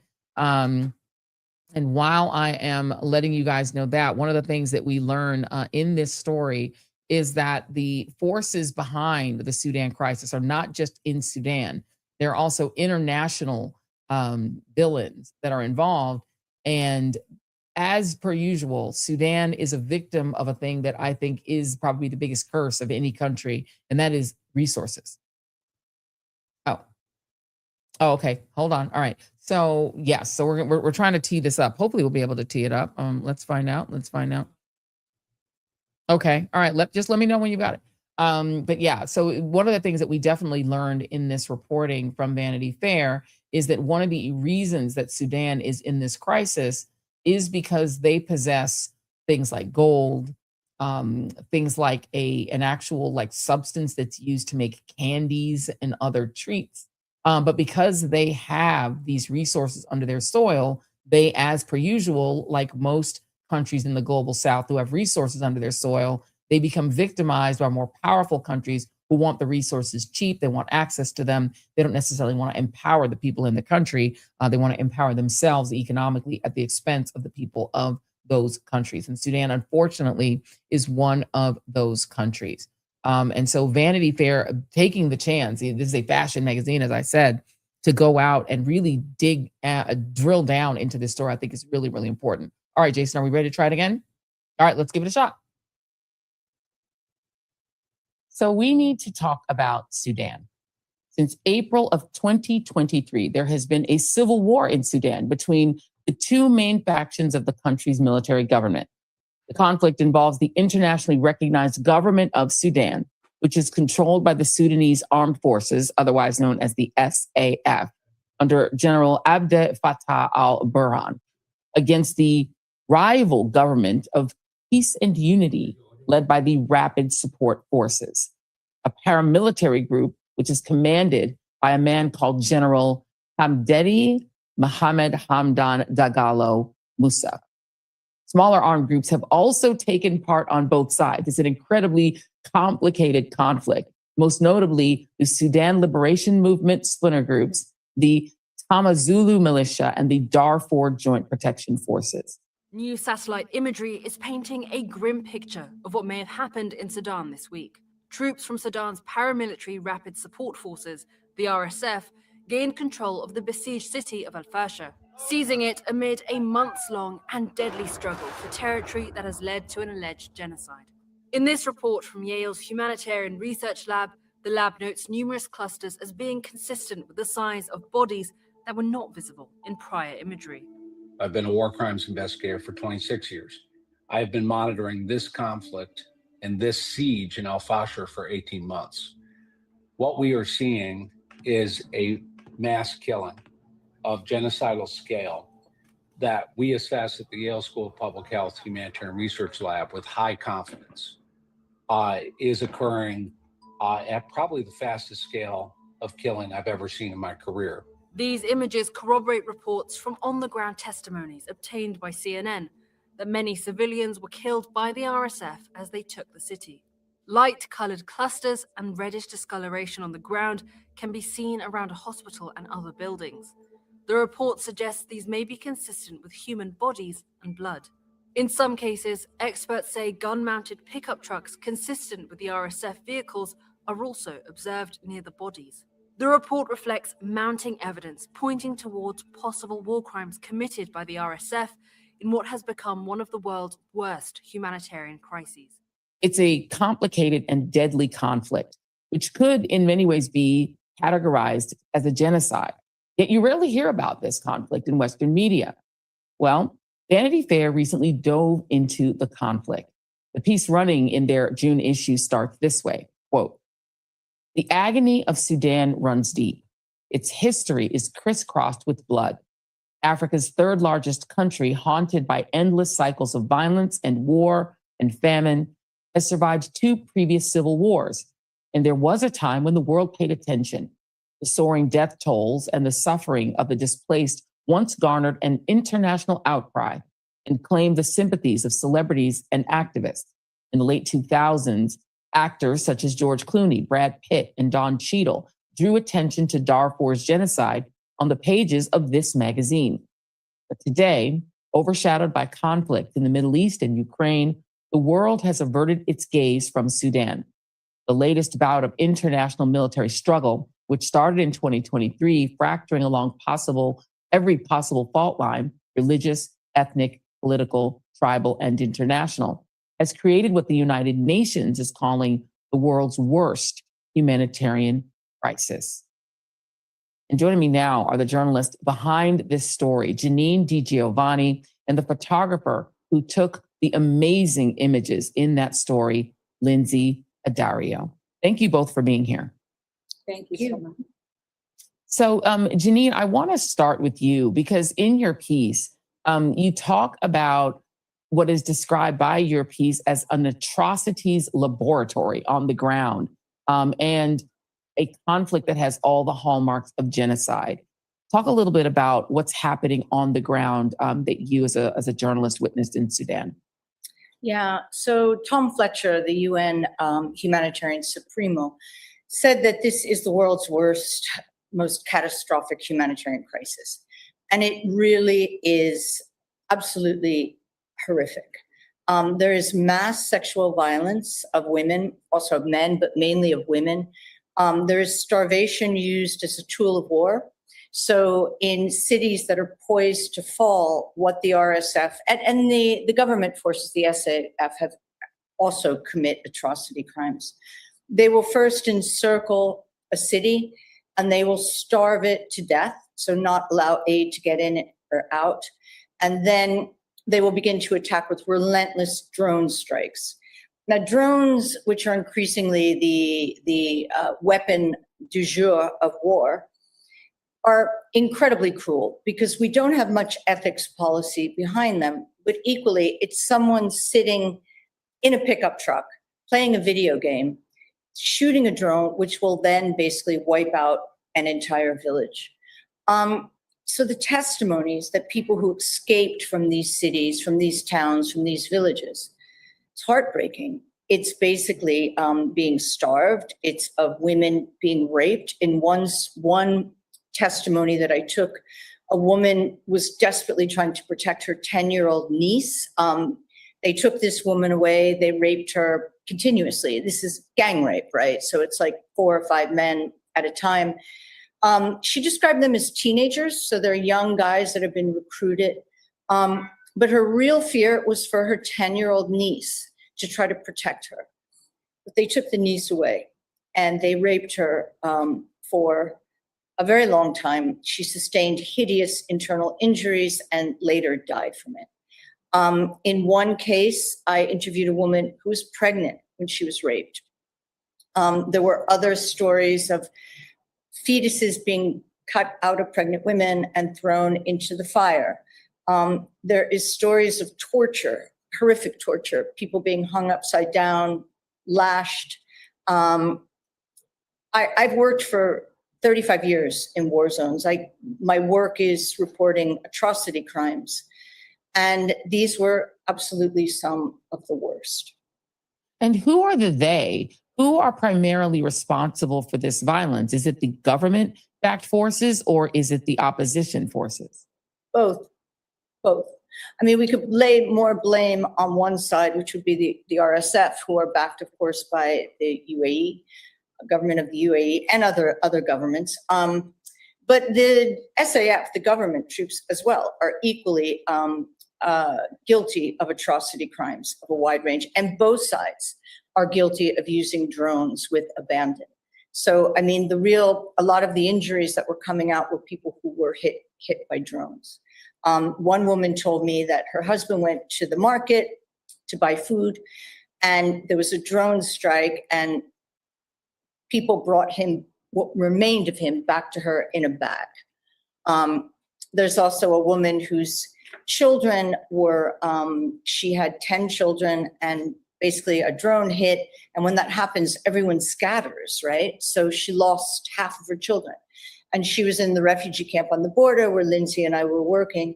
And she didn't know where her kids were, and they were under 10, many of them, where are they? Were they captured by one of the government forces? Were they forced to be child soldiers?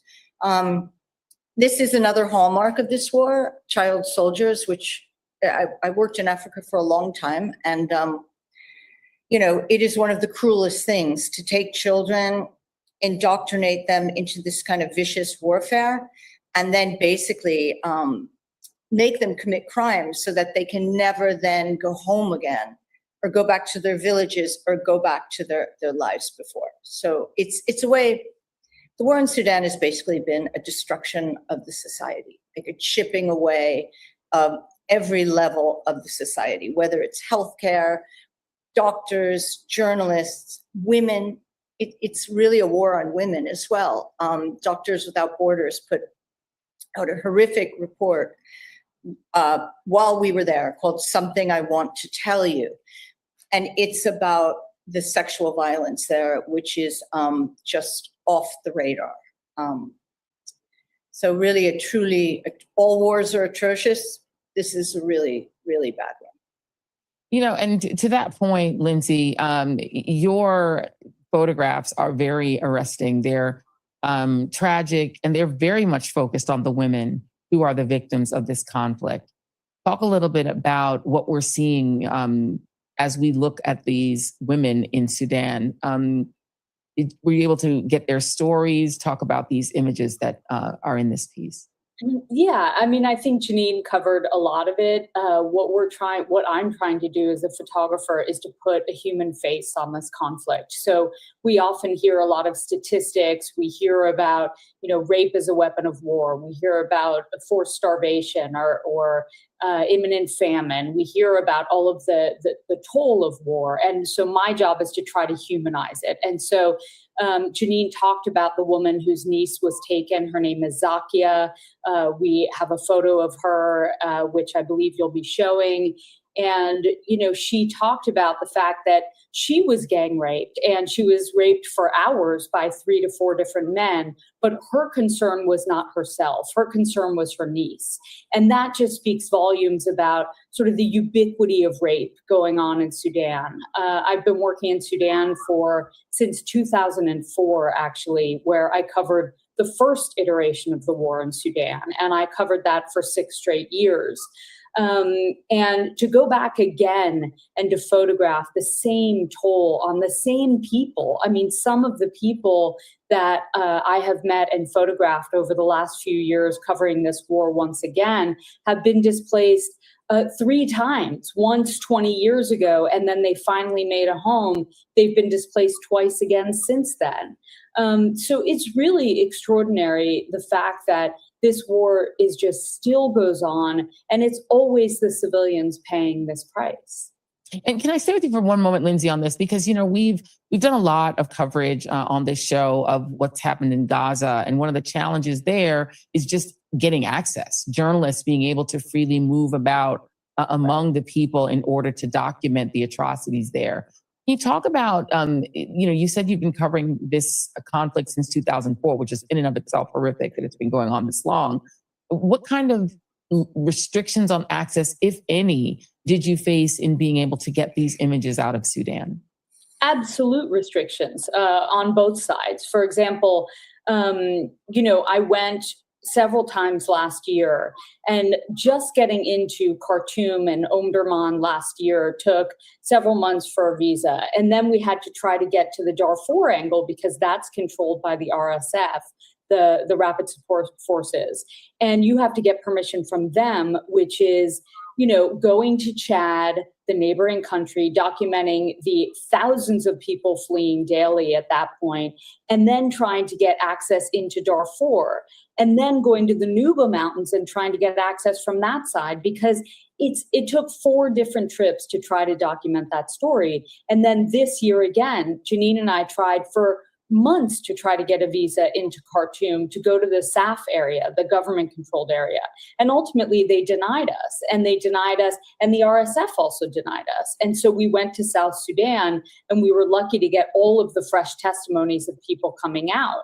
But the reality is, neither side wants journalists in there because they're both committing crimes. And, we've seen this as a pattern. We see this as a pattern that governments who are committing crimes against civilians they just shut out journalists. It's the tactic used in Gaza. It's being used. Iran is not letting any Americans in. Sudan is giving journalists a very hard time. And it's to me, it's a real tragedy because journalists are a voice of the people.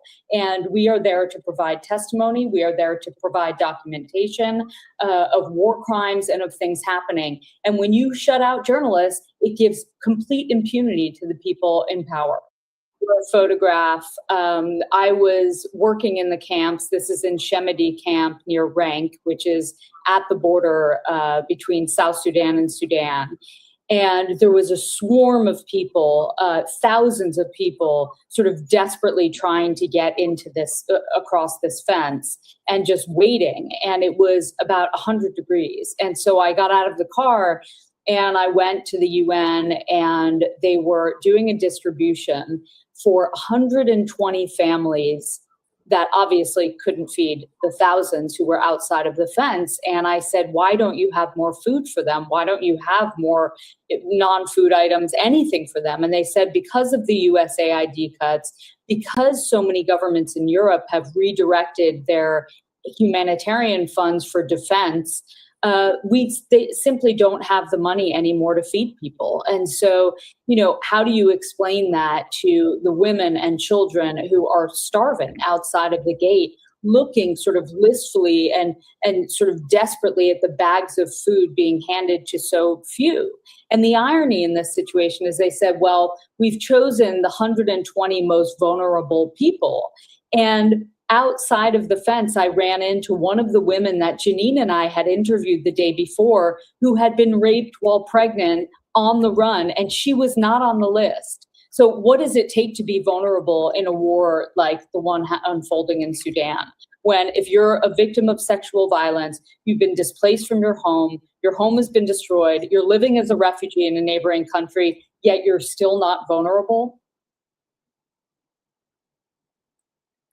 This is at Pamir camp. Janine and I went to Yida, where fresh refugees are arriving every single day through the Nuba Mountains. They've made weeks-long journey through extremely traumatic scenes. And when they arrive at the border, they are taken from a transit camp to this location, Pamir camp, before they're sort of distributed around the area in sort of semi-permanent homes. And this is one of the first scenes after they've just arrived in this camp.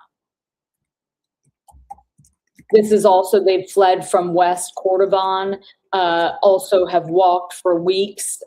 This is the Falata group. It's a certain tribe in Sudan, and they've arrived here and they're having their first hot meal.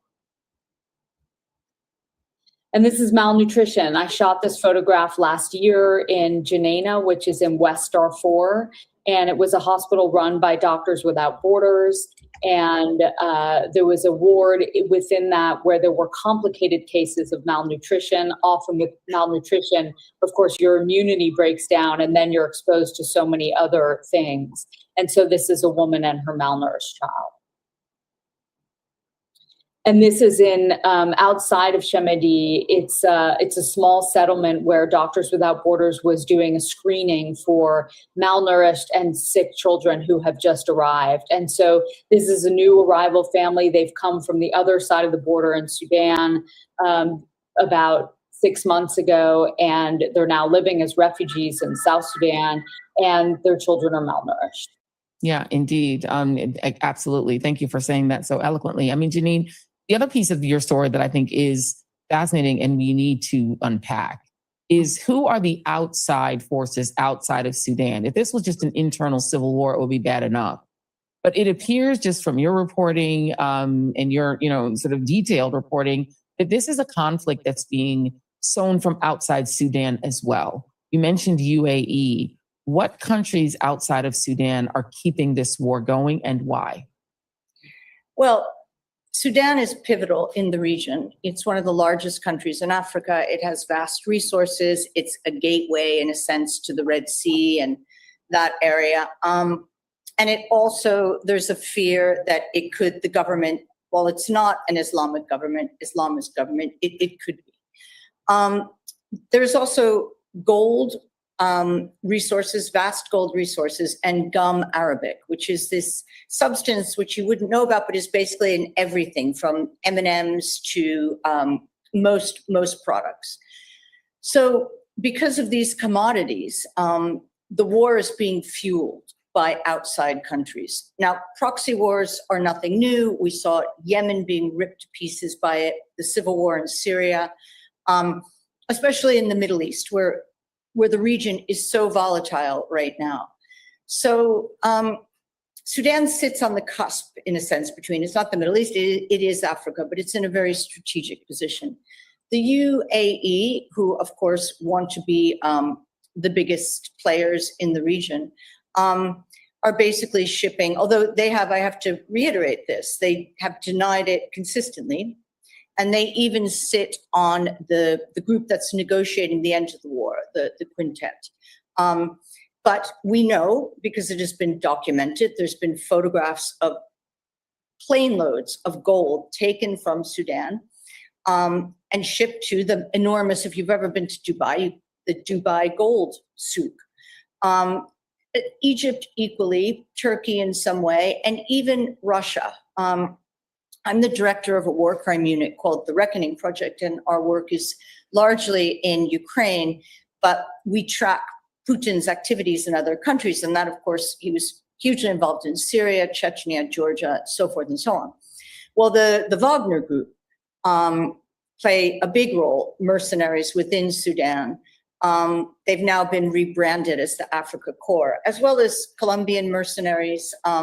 So it's become much more of an international conflict rather than just, when you talk to some activists, they will say, you know, this isn't a civil war. What it is it's an anti-democratic war. Because in 2023, when they rose up and they became pretty close to having a democratic transitional government, it was then violently put down. The coup d'etat, and then the wars began. The two generals basically, with so little concern for their own people, but for their own power.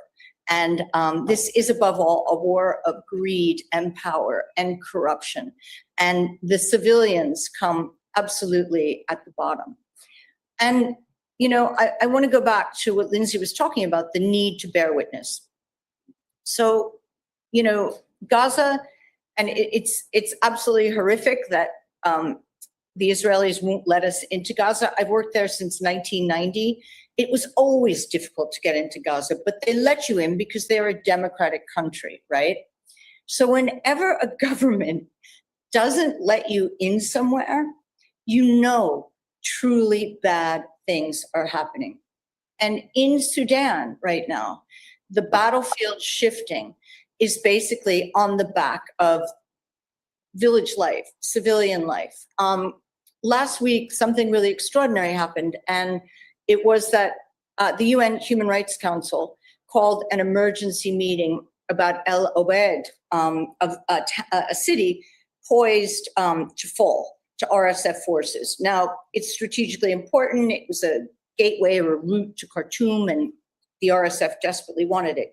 But what we know now, as opposed to when I first started doing this work, when we didn't have satellite imagery, when, you know, the genocide in Rwanda, which I covered in 1994, there was no satellite imagery. Srebrenica, 1995, the massacre of 8,000 Muslim men and boys. No, there was some State Department satellite imagery, but it was only available to government officials. Well, we now have satellite imagery of everything on the ground. We had it for El Fasher, which fell in October 2025. And activists and people like me, human rights investigators, briefed government officials in both the British government and the US government. They knew very well what would happen if the RSF got inside El Fasher. And of course, it did happen. The very worst thing happened, a slaughter. And we still don't know how many people are dead because people are buried under rubble and they haven't been able to count the bodies. The same thing was about to happen in El Obeid last week. And the Human Rights Council, Volker Turk, who is the head of it, basically, who's usually quite timid in his language, said, this is a red alert. And every single phone of every single world leader should be ringing off the hook right now.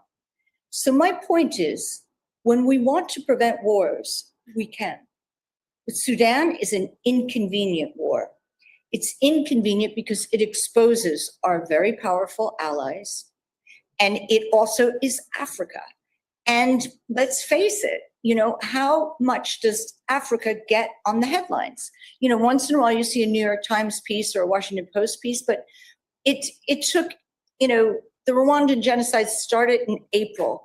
I would say it took until about June for the world press to arrive, because there are wars that count. Ukraine, for instance, because it's Europe, and there are wars that don't count. And nothing has exposed that more to me than Gaza and Sudan. There are, of course, countless others throughout Africa, throughout the world. But it's really interesting what journalists choose to cover, what their editors let them cover, and what world leaders choose to focus on. And Amen where to we're that. able to get in. And where we can actually cover. I think you're absolutely right. Your point is spot on. But I think also you do have to account for the places where we can actually get in. And that's a real problem. Yeah.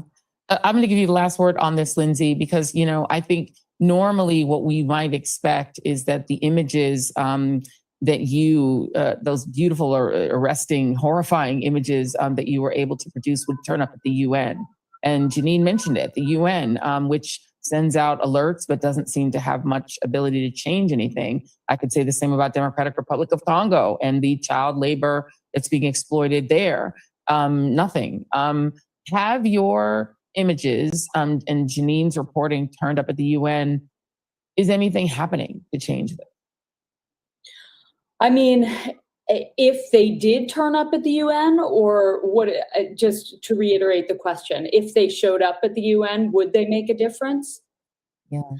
I would hope so. That's why I'm a photographer. The reason why I've spent the last 25 years covering war, and particularly in places that are undercovered and where there is not a massive press corps, is just to make a difference and to get people in positions of power to pay attention, to hold leaders accountable, and to stop wars, and to stop the trauma, to stop the devastation and the killing and the rape of women and men. And I think it's ultimately up to the people in power to actually do something with the information that Janine and I give them, and other journalists around the world give them. And so I would hope that after years of coverage that some of these images do make a difference, and otherwise I wouldn't do it. Amen. Lynsey Addario and Janine di Giovanni, thank you for the work that you've done to force us to look into the eyes of the mainly women, but women and men of Sudan. It's a story that I believe needs much more coverage, and just feel very, very, very grateful to the two of you for doing this work. Please feel free to come back as often as you'd like to publicize the work that you're doing. Thank you so much. Thank you. Thank you for having us. So thank you so much to Lynsey and Janine, and also to Vanity Fair. I reached out to their editors immediately upon reading this really arresting piece, and apologies of it. It was a very tough listen. We should have done a warning in advance, but we will definitely put a warning up. We're going to put this report on its own as a separate post if people want to share it and share that around, because really people are just really not covering Sudan, and we're not getting that information. And just to give you guys some context around this, the official death toll since 2023 in the Sudanese civil war, which is still called a civil war, even though, as you heard from Lynsey, this is a civil war that's being fomented from outside, from people who want the gold and the gum Arabic. That's everything from chewing gum to M&Ms to cosmetics that are made with this gum Arabic that you might have heard of, but people are literally killing Sudanese people to get it, and gold that is going right to the United Arab Emirates, the same sort of Gulf nations that are paying off Donald Trump. So there's a lot of that sort of information there as well. But the official death toll, if you go from the Center for Strategic and International Studies, is an estimate of between 150,000 and 400,000 people that have died in this conflict since 2023. We have a map we're going to put up just so you guys get an idea. Sudan is the light color country right there. It's right across from Saudi Arabia. It sits right below Egypt. If you go in your Bible, what Sudan was in your Bible was the land of Cush. And you will recall that Moses at one point married a Cushite woman. That is what Sudan of today is in the biblical sense, was the land of Cush. So it's a biblical land. It's between Egypt and Ethiopia. And it's right across from Saudi Arabia. So it's one of the largest countries. I think it's the second physically or third largest country on the African continent, one of the poorest. But their curse is that they have incredible natural resources, including lots and lots of gold, which is the thing that also destroyed the Congo, because it's got lots and lots of rubber and gold. For them, it's gum arabic and gold that are cursing them to constant civil war, paid for, funded, and fomented from outside the country, with sellouts basically in the country who are willing to fight each other. And there are Arabic forces versus non-Arabic. It's a whole black versus Arabic. It's a mess. It's a proxy war. And again, you will note that you heard Lynsey say, or no, actually Janine say, no, it was Lynsey who said, USAID disappearing because of Elon Musk and Doge is part of why people are starving there, and part of why we're not having an impact. Because you'll recall that over the last year, the only refugees allowed into the United States are white South Africans. We're not even allowing refugees from that country to come into this country. So we're going to keep following all of these global stories. And we are going to follow this one as well as we're looking for great correspondents who are also looking into what's happening in the Democratic Republic of Congo. Because the reality is our bad international policy is not just limited to hurting people here in this country. It's hurting people all over the world. And when we withdraw as a country from things like USAID, we become the bad guy. And best believe that Donald Trump's little coins are being fed by the same people who are feeding this war. So much thanks to Vanity Fair for doing that. Really quick before we get to we need a moment of joy, but I have a couple other stories I just want to hit before we get there. Petty asked Donald Trump, the guy who basically flew back from Turkey, not on his private Gulf provided plane that was provided him by Qatar, one of the other Gulf countries that's getting bombed by Iran. By the way, we're back at war with Iran, so we're bombing Iran again. Donald Trump putting out these war recruitment videos that are showing up in your movie theater. You'll probably see them if you go to go see a movie over the weekend. We're going to try to go see some movies here as well. You're probably going to see this 90-second ad for the Department of War trying to recruit young, broke Americans to go join the military. Do not respond to those ads, because if you join the military, you're going to be in the latest forever war. Iran has warned the U.S., don't try to come for Karg Island. They have put out a warning. Do not try to invade Karg Island, because Israel allegedly told Donald Trump, this is the Wall Street Journal report, told him that Iran tried to kill him again. Another assassination attempt story that a lot of people believe is a lie, that Israel is saying that so that Donald Trump will not withdraw from this apparently new forever war against Iran. It worked. As soon as he got word of that, the bombing started again. So we're back in a hot war with Iran while they're recruiting your sons. And I'm not talking to African Americans. I'm talking now to my spicy whites. They don't want our sons. They don't want brown sons. They want your sons. So if you are a white American, know that those ads are directed at you. They want your sons to join the military because they think you're the only ones who are worthy of being in the military, and they want your sons to go die in the Middle East. That is the plan. And so please resist the temptation, and including people of color, have your children resist, because if you join up, they're trying to recruit bodies to send them over there. They want you to go fight in Iran because they apparently are in a hot war again, because Donald Trump got tricked again by Bibi Netanyahu, who claims that they're trying to kill him. Meanwhile, our proxy friends in UAE are continuing this genocide of nearly 400,000 people at the top end. I will note, just for context, the number of people killed in the Gaza genocide are a minimum of 71,000 Palestinians and a top number of up to 170,000 injured. So at least 71,000 dead and over 170,000 injured in Gaza, just so you have the numerical context.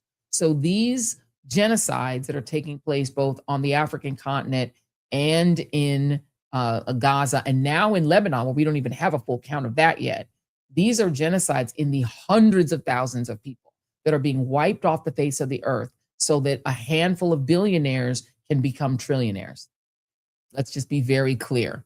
I will also note that in this country, the same AI billionaires who are destroying the world so that they can have private islands where they live tax-free, and they're looking to take Albania or take all these other countries to live in their little tax havens, those people are now also coming for Native American land. They've now decided that they have their little beady eyes on Native American lands. Here's some good news. California, speaking of Native American land, is about to return 136 acres of Blue Beach to tribal stewardship. So it's returning 136 acres of land to tribal indigenous people in California. It's part of a broader effort to restore tribal lands and partnerships. The 136 acres of coastal land will return to Native American stewardship, but the public will still be able to access it. But instead of being administered by the federal government or by the state of California, it'll be administered by these tribes. So that's a little bit of good news. Some Native American tribes getting their land back. On the downside now, Donald Trump has posted on social media that he shan't be signing the bipartisan, one of the few pieces of bipartisan legislation that's passed in recent years is this housing bill that's supposed to try to ease the cost of housing in the United States. Trump, who's being a little petty Betty, is saying that she's not signing it. He's mad because Republicans can't get the SAVE Act through. So the Save America Act. So if they can't interfere with the election, he's so desperate to ensure that you cannot vote to replace the Republican Congress with a Congress that will actually hold hearings and hold him accountable and maybe stop the money train from running through him and his family's bank accounts. They're afraid that the money train will stop. So he really wants to hold on to the House and the Senate. And so he has said he will not sign the housing bill that was passed by Congress because they won't get the Save America Act through, which would allow the federal government to confiscate the voter rolls in your community. But here's the fun thing about the Constitution, Donald. That bill's going to become law anyway, baby. It's going to become law anyway. Okay? It'll be law by tomorrow because it's been 10 days. And you know what happens after 10 days if you don't sign a law, Donald? It becomes law without your signature. So you either have to sign it or veto it, and you only have 10 days to make that decision. Baby, it's been 10 days. So it's going to become law without your help. It might have already been law, right? It passed, let me see, it was presented on June 29th. So 10-day clock began ticking on June 30th. Today is July 10th. Okay, today's day 10. Tomorrow it'll be law. By tomorrow morning, it'll be law. Congratulations. If you live in public housing or if that housing bill will help you, it's been 10 days. Today's the 10th. This is 10 days in. It was passed on June 29th. The 10-day clock began ticking on July 10th. So tomorrow, congratulations, Congress, you passed a thing. You finally passed a thing, Congress. You finally did something right. Congratulations. Another piece of news, Graham Plattner has finally actually dropped out. Now, I predicted our youngest son asked when he thought that he was going to drop out. I had said by Friday, because normally what you do is if you're going to make a negative announcement that's not helpful to you, you usually do them on a Friday. It's like the Friday, they call it the Friday news dump. So yes, the Friday news dump has happened. Not much of a news dump. Everyone was expecting him to do it. So the Democratic Party in Maine only has until Monday to pick someone else. So they have to pick a replacement for Graham Plattner. Now, allegedly, what they're going to do is they're going to do like a mini convention. They're going to do a little mini convention, and that is how they're saying they're going to pick the replacement. Now, on Monday, I'm going to have more to say about the Republican Party crowing about this, because I got to tell you, who shouldn't be talking about this and shouldn't be excited about what's happened to Graham Plattner is Republicans, because between your two nights, 2 out of 9 of the members of the Supreme Court and 2 out of your 6. So 1 in 3 Republican nominated conservative Republican Supreme Court justices are sex pests. 2 out of 6. That's 1/3 of the men who are Republicans on the United States Supreme Court have credible accusations of rape or sexual assault or sexual harassment against them. That would be Brett Kavanaugh and Clarence Thomas. So you all voted for them, including Susan Collins, who voted for Brett Kavanaugh to be confirmed. You know, she'd been in there long enough. She probably voted for Clarence Thomas too. So don't crow about that, because that's a third of your Supreme Court justices are adjudicated or alleged. I shouldn't say adjudicated. They're alleged sex pests. Your president is an adjudicated sex pest and also a defamer. A jury in New York, and this has gone now all the way up through federal courts. Donald Trump is now required to pay E. Jean Carroll at least her $5 million and hopefully soon her $86 million, because a jury of your peers, Donald, in New York found that you grabbed her by the thing that you said you could grab in that infamous video that you did with Billy Bush when you were behind the scenes at Access Hollywood. You said you could grab women by the P-U-S-S-Y, and you did that, and you sexually abused E. Jean Carroll, and that's what a jury found, and you owe her $5 million for assault, or abuse, sexual abuse, and also defamation. And then she won a second suit because you defamed her again, and so you owe her $86 million. And according to a federal judge, you have to pay her. There are also 23 other women who have accused you of sex pest behavior, from grabbing on them on an airline flight, grabbing on them, a reporter who came to your home when Melania was in the next room and she was trying to do a story on you. She alleges you tried to stick your tongue down her mouth. You said while you were Donald Trump on the Howard Stern show that you would walk in on naked or half-naked teenage models at Miss Teen USA. I could go on. You've also got multiple members of Congress and the former governor of Missouri, I believe, Eric Greitens, who've been accused of punching women, beating them, throwing hot water on them. It's just not a good look, Republicans. Not to mention your Secretary of Defense. Your Secretary of Defense paid a woman a very hefty settlement to skedaddle out of accusations of also sexual abuse. And he claims that he didn't do it. Donald Trump denies it. All these people deny the charges. I will note that each of the people I'm mentioning deny the charges against them. All of them deny, including Pete Hegseth. But Pete Hegseth did pay this woman money to go away. Just putting it out there. So who should not be talking about Graham Plattner is y'all. Republicans, if I were you, I would just say nothing about Graham Plattner. Just leave it alone.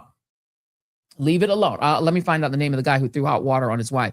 And so that is a problem for Republicans. And let me find it. Hold on. I'm going to show it, because he also the person who was accused of throwing hot water, and she is the daughter of his name is Max Miller. His name is Congressman Max Miller of Ohio.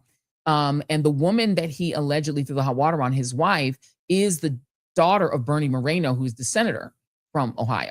So her name is Emily Moreno. So Max Miller was accused of that. Then he sued his now soon-to-be ex-wife, because they're in a divorce, of defamation for saying that. But then he released to the New York Post a recording of a phone call that they had in which he admitted he threw the water on her, but said he didn't mean to hurt her by throwing the water. She's now also accused him of physically abusing her and emotionally abusing her. And then you've got Eric Greitens, who was also accused of physically assaulting his wife and his children. And he was going to run for senator, but instead, from Missouri, he's a former governor of Missouri, he withdrew as a Senate candidate because of the accusations of his soon-to-be ex-wife that he literally physically abused her. So there's so much physical abuse and sexual abuse sort of lingering over the Republican Party. Not to mention, what happened, Jason? Do you say them? Oh, let's not even go into Matt Gaetz, who was accused of sexually trafficking a teenager. And he was going to y'all were going to make him attorney general. Y'all were going to make him attorney general had he not withdrawn his own nomination, because there was going to be an ethics investigation of him for that, because his best friend actually went to prison for having sexual relations with a 17-year-old girl. And then let's not even get into the Epstein files. Oh no, or let's get into the Epstein files. The Epstein files alone. Your president, your favorite president of all time, Donald Trump, is mentioned in the Epstein files more than Jesus is mentioned in the Bible. He was best friends with a pedophile, multiple pedophiles, multiple modeling agents when he was a modeling agent. And he had all these friends that were sexually abusing the models. So let me just be clear. Y'all spiking the football about Graham Plattner is really not your bag, baby. That is not your ministry. So if you're a Republican, don't say anything about Graham Plattner. Let the main Democratic Party figure this out. And I'm going to reiterate again. Now, some people don't like it when I say this, but I'm going to say it again. If you don't like it, I guess you're just not going to like it. Main Democrats, if you want to win, you should replace Grant Plattner with somebody who's equally progressive. You don't want a chance that the people who voted for Grant Plattner feel disrespected because you replace him with a Schumer moderate. If you do that, you're doing that at your own risk. Because the reality is the voters of Maine were very clear that they want change. And Democrats, I'm saying this with love, because you guys act up. You need to actually show your base that you don't just want the gavels, that you intend to change things. Because if you just switch the brand of the House and Senate, and now it's the Democratic brand, but nothing happens to change people's lives, watch it flip right back to Republicans in 2 years. Because people just want change. And I don't think people are as married to the parties as you are. You're in the party, so you care a lot about the party label. The party label is meaningful to you. It used to be meaningful to me. Growing up, Democrat was part of my identity. As I've gotten older and wiser, it's not as much a part of my identity. My identity is more, I'm trying to survive in this country as an African-American woman, as a Black woman, as a daughter of immigrants, as a citizen, as a person who cares about the community, who cares about vulnerable communities. That's my identity, is that I'm a humanist that cares about people. And so the party identity is less a part of my brand now, because I don't have to, I don't owe the Democratic Party anything. The Democratic Party owes me.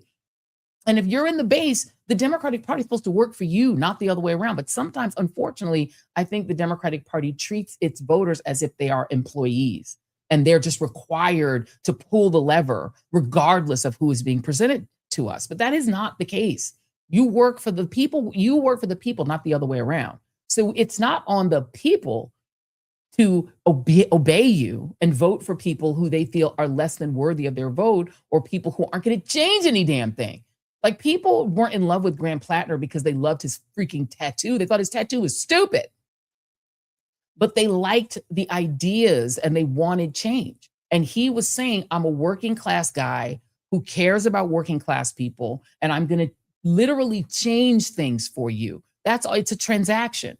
We want the transaction. You need to say credibly that you're going to change things, not that you're just going to say Donald Trump is bad, now I'm a Democrat. Here I am, I'm not Trump. Saying here I am, I'm not Trump, and I'm changing the brand of the House and Senate to Democrat, that is not going to be enough. People want actual change.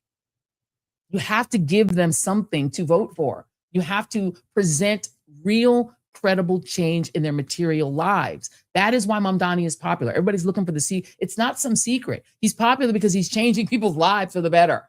That's all people wanted. People would like to not think about politics. People would like to just go watch the Michael Jackson movie and get on with their lives and do their favorite dance and watch. People just want to enjoy. I would love to have this show be fun and talk to, our favorite celebrities and do fun shit. We don't want to I used to be able to go to Star Trek Con when I was doing TV. We used to go to Star Trek Con, y'all. We used to have a great time. We used to have so much fun on our weekend show on AM Joe. We had fun, and we stopped being able to have fun. The fun has been ripped out of the American life. We can't even have fun because every minute we're worried that there's another war, or there's another economic crisis, or we look in the bank account and it's like, oh man, my money's not going to stretch anymore because they've raised the prices. The price of gas is fine. People are exhausted. And Democrats, you think just changing the brand to D is going to make people happy and that'll be enough. You're just offering peace, but not change. You're offering calm, but not change. So the reality is, if that's all you're offering is, look, we're going to put a D there. But what if that D is still sending our money to bomb Gazans instead of giving us healthcare? And here's the connection. The reason we care so much about Gaza is because we're human beings. We care about Sudan and Gaza and Congo because we're human. That's why we're Democrats generally, or liberals. We care about these people, but we also actually would like that money spent on us. We actually would like that money spent so that our roads aren't crap. While Japan has beautiful, incredible roads and railroads that come on time and are beautiful and clean, and ours are crap, and it looks like you're driving through a country that is a barely developing country when you drive through most of our cities. Our roads are bad. Our hospitals are barely staffed. We don't have enough nurses. And then when the immigrant nurses come in, you don't want them because their primary language is in English, or they have an accent. You get pissed off. But we can't afford to become nurses in this country. It's too expensive. We have all these doctors from Pakistan because they're the ones who can afford to go to medical school. Our people can't even afford to go. People are exhausted. They want to be able to pay their bills and actually have a little left over to go out to eat. They want a little left over to be able to go to a movie and not feel like, oh my God, I'm going to break myself financially if I go to dinner and a movie I can't afford.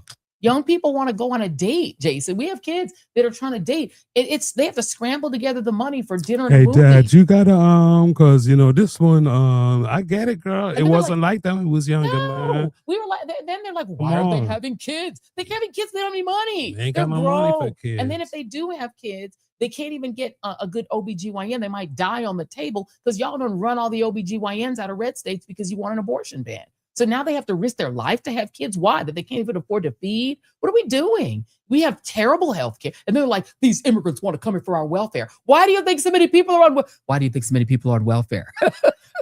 People are on welfare because y'all economy sucks. Nobody's trying to cut. They're trying to go to Canada for health care. They're trying to go to Europe for health care. People are literally crossing the border into Mexico to buy drugs there because they're cheaper there. They're not cheaper here. No one's sneaking into the United States to get our cheap prescription drugs. The cheap prescription drugs are on the other side of the border. When people had COVID here, when COVID broke, where are people going? Mexico. To the point where Mexico had to say, slow down, buddies. You got to stop invading our cities. You're making shit too expensive. Get out. They had to kick us out because we're all Cancun cruise. Everybody's running down there because it was better to be there. Because it's cleaner. The air was fresher. We got smog. We got these AI factories making the water poisonous. Y'all more roommates than righteousness. People got 8 roommates just to live in a little crappy, tiny apartment. This is terrible, y'all. This is you know why people are like, well, why do people stay in Mississippi? You know why? Because even if you're broke, at least you can afford to have a little house on some land. You go into the cities, people are literally choking. And so people like Mamdani are easing the pressure and making it fun to be in New York again. You know, the happiest city right now is New York City. New York is the happiest city. It's the the vibe is happy. It's cleaner. You go there, you can see the difference. This dude is making change. That's all people want from politics. They just want people who do what he's doing. And you don't have to call yourself a democratic socialist to do it. But if you do, we don't care. Like, actually, the whole socialism thing doesn't bother us anymore. No one cares. I used to be the one to say that, it was going to be tough for Bernie Sanders to become president. And my whole theory as to why, even though I thought his positions were better, was because you're a socialist. You call yourself a socialist, you're going to lose Florida. That was my opinion. But I have grown since then to realize that my generation, Gen Xers, care. But I promise you, them Ys and Alpha, they don't give a damn. They don't care about that. You call people a socialist. They don't care what you call yourself. They're just like, what are you going to do for me? They're smart. They're actually smarter. They're super transactional. They're like, what are you going to literally do for me? You're going to raise my wages. Are you going to make the rent cheaper? Are you going to make me be able to get a mortgage? Make me be able to afford college? Make me not have to drown in student loans? Make me be able to pay my debt? So let me get to work.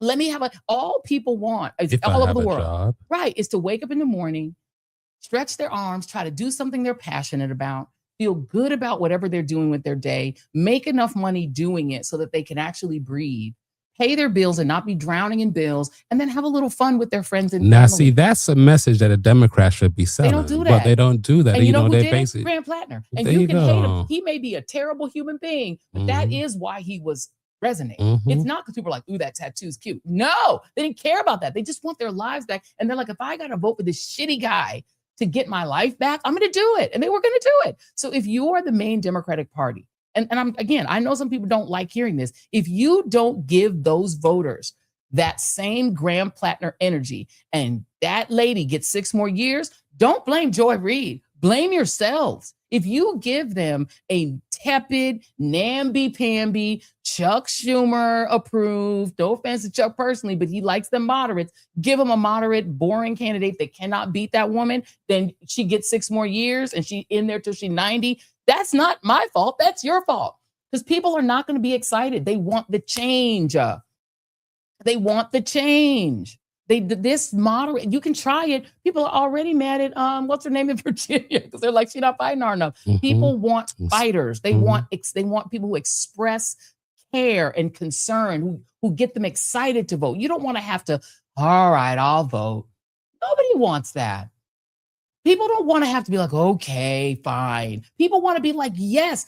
That is why them 3 candidates that Mamdani put forward won, because even though it was a small percentage of people who came out, I promise you, those young people were excited to vote. They were excited to vote. Voting was not a chore for them. They were happy to do it because they were like, I'm voting to change my life. And this is what Democrats must offer. It's this whole vote blue, no matter who. You're treating us like employees. You're treating us like we are obligated to obey you. You want obedience, not passion. Obedience, first of all, we ain't giving you obedience because you've not obeyed us. When Build Back Better was on the table, and I went on this, and the Democrats got mad at me when I was at the artist formerly known as MSNBC, and I kept questioning how it is that you had Build Back Better that was supposed to not just have bridges and roads that were going to go mostly to big contractors and subcontractors who were already government contractors and already rich. The second half of that was supposed to be money for free preschool, for subsidized childcare, for things that women and children needed to make ordinary people's lives a little bit easier. That all got cut out. And the progressives, the squad who y'all get so mad at, they were ordered to vote for that shit. And if they didn't vote for it, they were demonized for not voting for it because they separated it because Joe Manchin, let's remember the history. Joe Manchin said, I won't vote for that half. Just give me the infrastructure. I just will vote for infrastructure. And then what was the response? Okay, let's vote for this one first, and then we'll go for that one after. Because the Republicans said we'll do, they'll run with us. And, okay. And once they separated it, the Build Back Better piece was already dead. The minute you separated it, and this was the warning that the Progressive Caucus gave to the main caucus. The Progressives said, if you separate Build Back Better away from big infrastructure will pass because Republicans can check that box off, go home and take credit for the bridges. But the other piece, the piece for the women and children, for the young people, for Head Start, for Meals on Wheels, for old people, the stuff that was actually going to enrich people's lives and make being in America a little easier, that shit got left by the side of the road. And who were the bad guys? The progressives for saying no. Who got demonized? The progressives for saying that's not good enough for my people. I can't vote for the Bill 1 without Bill 2. Put them back together. They were literally ordered to vote for it. They wanted obedience from those people. But those people weren't saying their job wasn't to be obedient. Their job was to do the right thing for their constituents. They got demonized for it. When those people in the little progressive caucus, the Summer Lees and the AOCs and the what's the brother in New York City and Cori Bush and Jamal Bowman, they said, can we just not spend this money on bombing little brown kids and little black and brown and little tan kids in Israel? Can we just not spend that? Can we not spend that money and keep that money here so we can feed our people? We come from some of the poorest districts where people are needy. Can we just take that $3 billion and not give it to Israel for bombs and take that money and cull it back and do America first? And they were called almost demonic. And AIPAC said, take them out. And the leadership said, we can help you a little. Like they weren't that excited to help them stay in because they're not obedient. You know what a progressive is? A disobedient Democrat. It's Al Green. He said he's a liberated Democrat. I'm a liberated Democrat. Because liberated Democrats are not obedient to the leadership's supposed to be obedient to the people, not the other way around. Y'all want obedience. You don't want our passion. You want our obedience. You want us to obey you. We should not obey. And I'm going to say the last thing before I get to the moment of joy. As voters, we have to stop being obedient and we have to start being powerful because the only way that elected officials stay in office is us. We're the voters. We have the power. We can't just lope into the midterms sad and obedient and saying, fine, we'll vote for the Democrats. We know they're not going to do anything. We know nothing will change, but at least they're not Trump. At least they're not Trump. Trump is bad. We didn't even play Trump talking in this show. And you heard all the horrible, look at all the horrible. He also is horrible. He's horrible, but he is a cog in the wheel. The bad guys are the people who are operating Trump like a puppet. He is the puppet that they're letting have money and crypto wealth and billions and a stupid plane and letting him tinker with the White House. And now he's doing the columns and he's destroying Washington, D.C. He's like a child running through D.C., destroying it. And they're letting him do that while the bad guys are running the country. The truly evil people, as Ibram X. Kendi tried to say, are tricking white working class people into working against their own economic interests so they can keep 10 brown people out of Walmart and keep, 4 little trans kids around the country who they'll never meet from kicking a freaking soccer ball. And they've got them so mesmerized by that. And they're all watching Fox like zombies, worried that, oh my God, a trans girl is going to kick a soccer ball. I got to stop her. She's in another state. I'll never meet her, but I got to stop her. And they're so mesmerized and hypnotized by anti-Black racism hypnotized by women are out of control and misogyny and bullshit that's not even helping them. And then you go and you look at your life and your life ain't shit. Your life looks like the reflecting pool. It's shit, it's swampy, it's a mess. And Trump is getting rich and you're getting poor. And some people are waking up and they're so afraid of that they're like, we got to pass the Save America Act and make it impossible for these people to vote. Because these people are catching on to what we doing. They're catching on to the scam. Where all my scamming ass at in Washington, D.C. That's where your scamming ass are at.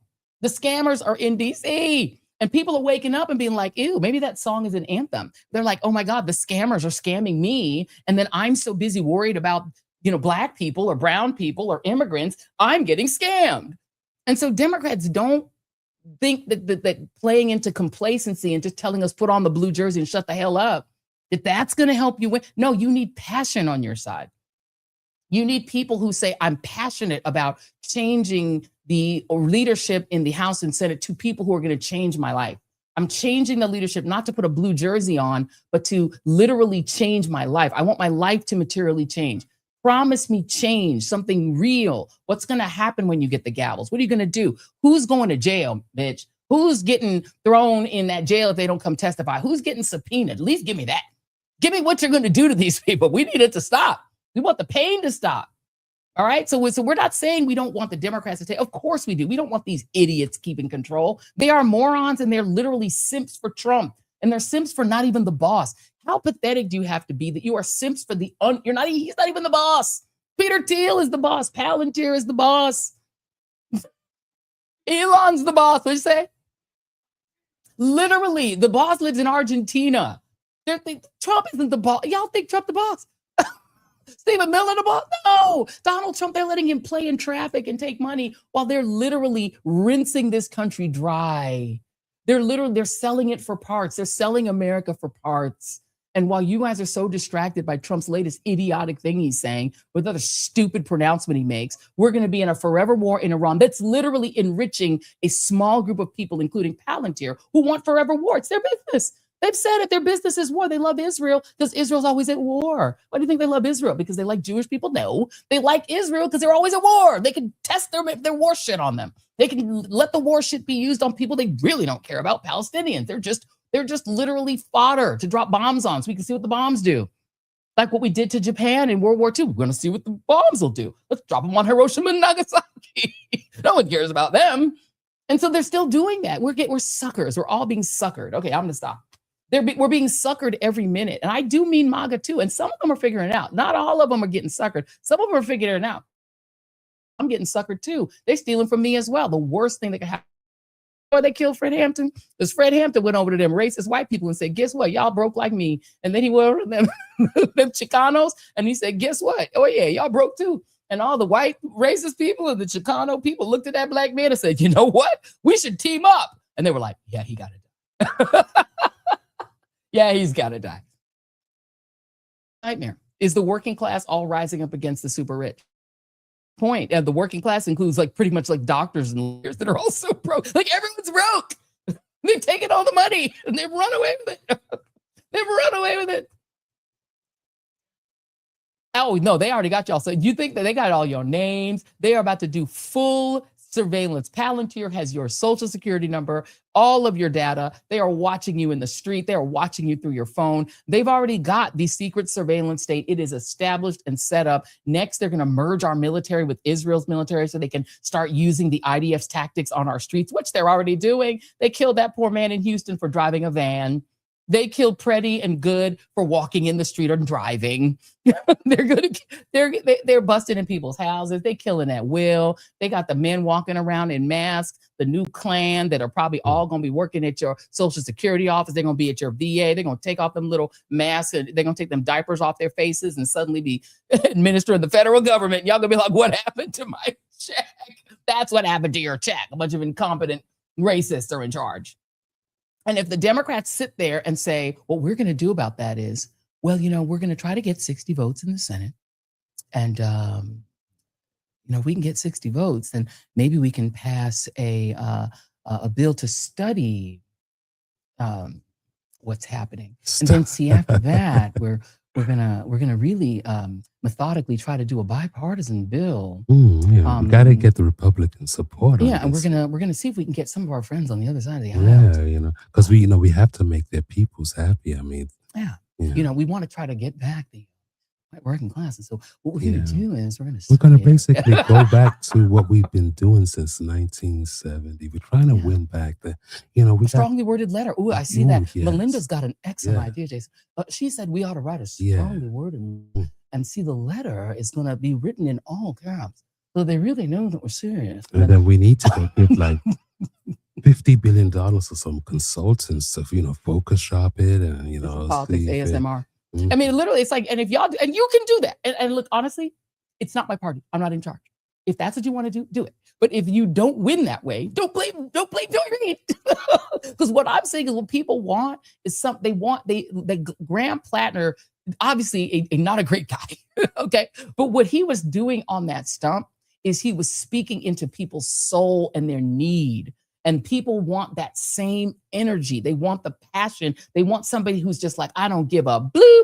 I'm going to go up there and fight like a junkyard dog for the working man. I'm going to fight like a junkyard dog to make sure you can afford your life, to make sure you can afford that you have a decent job, that you're not thrown out of your job because you're Black, because you're a woman, because you're gay, because you're trans. I'm going to make sure that we don't care about any of that. All we want is people who come, who want to work hard and be a part of this country, people who want to actually maybe retire when they're 60 and not when they're 80, people who don't want to work till they die, people who don't want to stand on their feet till they're 70 years old because they can't afford to stop working as a Walmart greeter. Like, we want people to have health care. We want people to have a baby without dying in childbirth. Like, these are simple, decent things that we should expect in supposedly the richest country in the world. Why do people live better in Israel, Norway, Sweden, everywhere else? And then we're lying to ourselves and saying everyone wants to come here to get on welfare here. That's bullshit. People are coming here because it's even worse where they are because we probably did something to fuck their country up. And then they have to come here just to survive. And then we're mad that they're here doing all the work that we don't want to do. Anyway, there we go. Let me play the one. I was going with one of my. Oh, listen, if you guys have not heard enough of me, if you're not sick of me yet, please join me July 18th, Saturday, July 18th. If you can get to Newark, New Jersey, ViewerCon is going to be so much fun. My buddy Chris Witherspoon is created this amazing thing. It's like Comic-Con or Star Trek Con, but for TV and movies. And so Stars, it's brought to you by our friends at Stars. And this is just like super fun. Remember I was saying like we want the fun back? This is the fun. So if you go to viewercon.co, you can get your tickets. There's a limited number of them. So you want to try to get yourself in. It's like Comic-Con. And it's going to be great. I'm going to be there. I'm going to be in the opening session. Chris is going to interview me. Then I'm going to interview a celeb. It's going to be great. They're going to debut one of the new Stars series there. So you can get to see an exclusive debut. What'd you say? Yes. So we're going to definitely see you there. If you can get there, if you're near New Jersey, please get your tickets now. It's also on my social media. So it's viewercon.co. It's going to be fun, you guys. We need the fun back. We're bringing the fun back. We're doing our best to bring the fun back. Okay. So that's one of the things we're doing to bring the fun back. So please, please, please, please, please. Somebody says, how about PTSD? Yes, we all have PTSD. We're going to have fun. We also have our wonderful Freedom Summer collection that is up at our store at shop.thejoyreidshow.com. So if you want to wear your Freedom Summer gear and you want to show up and show out and piss a MAGA off, the ones who are still in MAGA need to be pissed off every day. We need to make them angry every day. And by the way, Republicans, I hate to break it to you, you own the Patriot Front. They're yours. You're going to have to keep them. The diapers on their faces belong to you. The diaper-faced boys are yours. Don't try to put them on the Ds. That's your team. The diaper-faced boys are yours. Okay, guys, here goes the moment of joy. So our moment of joy, let me set it up. So when I was growing up, one of my favorite things was peanuts. And I used to actually draw the peanuts. It was one of the things that I did as entertainment. I would like draw the peanuts for all my friends and for kids in school. So a teacher named Mr. Capps asked his students to draw peanuts, and here's what ensued. There's no sound on it because it has the song we're not allowed to. Oh, Winnie.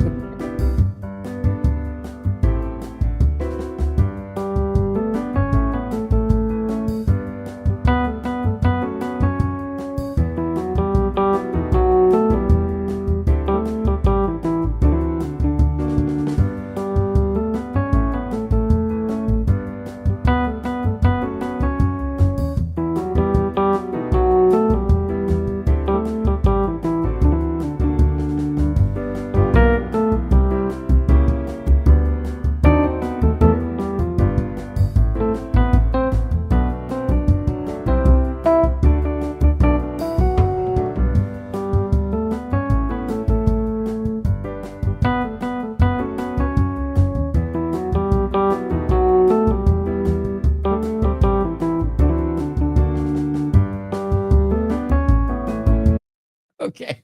All right. That is Winston's choice. And it's super cute. I mean, the kids are talented. They are adorable. But when you give children the opportunity to be creative, you may not know what you're going to get, but you're always going to get something fun. Thank you all for watching. I hope you guys have a fabulous, fabulous weekend. Do something fun. Go see a movie. If you guys go see a movie, be prepared to come back. There'll be a quiz on Monday as to what movie I know I'm going to see. I cannot wait for the Odyssey. I don't know if it come out this weekend. I want to see Michael Jackson. I want to see the Odyssey. There's a whole bunch of, I think Shrek, there's a new Shrek movie. So we're excited. It's going to be a great movie weekend. Mickey Brown, I know. The baddie one was really funny. So yes, go and do something fun if you can afford it. If not, just go and hug a tree. Be in nature. Take a walk. Do something fun. Do something for yourself. We sending you guys a lot of love. We love our readers, our team TJR. Yeah, take a break from politics for a week. And take a break from politics. Just ignore it. Ignore the orange one. Other than this fabulous orange, the only orange thing you should be paying attention to is my fabulous tea. Don't pay attention to that son of a bitch this weekend. Give him a break. And we'll see you guys back here on Monday. We've got lots of great stuff. We are next week going to have Mr. El Sayed, the candidate for governor of Michigan. Is it Omar El Sayed? He is going to be right here on this show. We're excited to talk to him. One of the other people who's really getting people passionate about leadership. One of the things we really want to do is to have people on who are going to make people excited to vote or offering material, wonderful, incredible things. He's one of them. So he'll be here on Monday. And until then, take a break from politics. We love you guys. See you on Mondays, the Joy Reid Show. Happy weekend. Cheers. Getting back to the basics, grassroots level. Let me dig a little deeper with the shovel. Plenty can't tell the forest from the trees, and I'm hard to detect, like a black hole in the dark.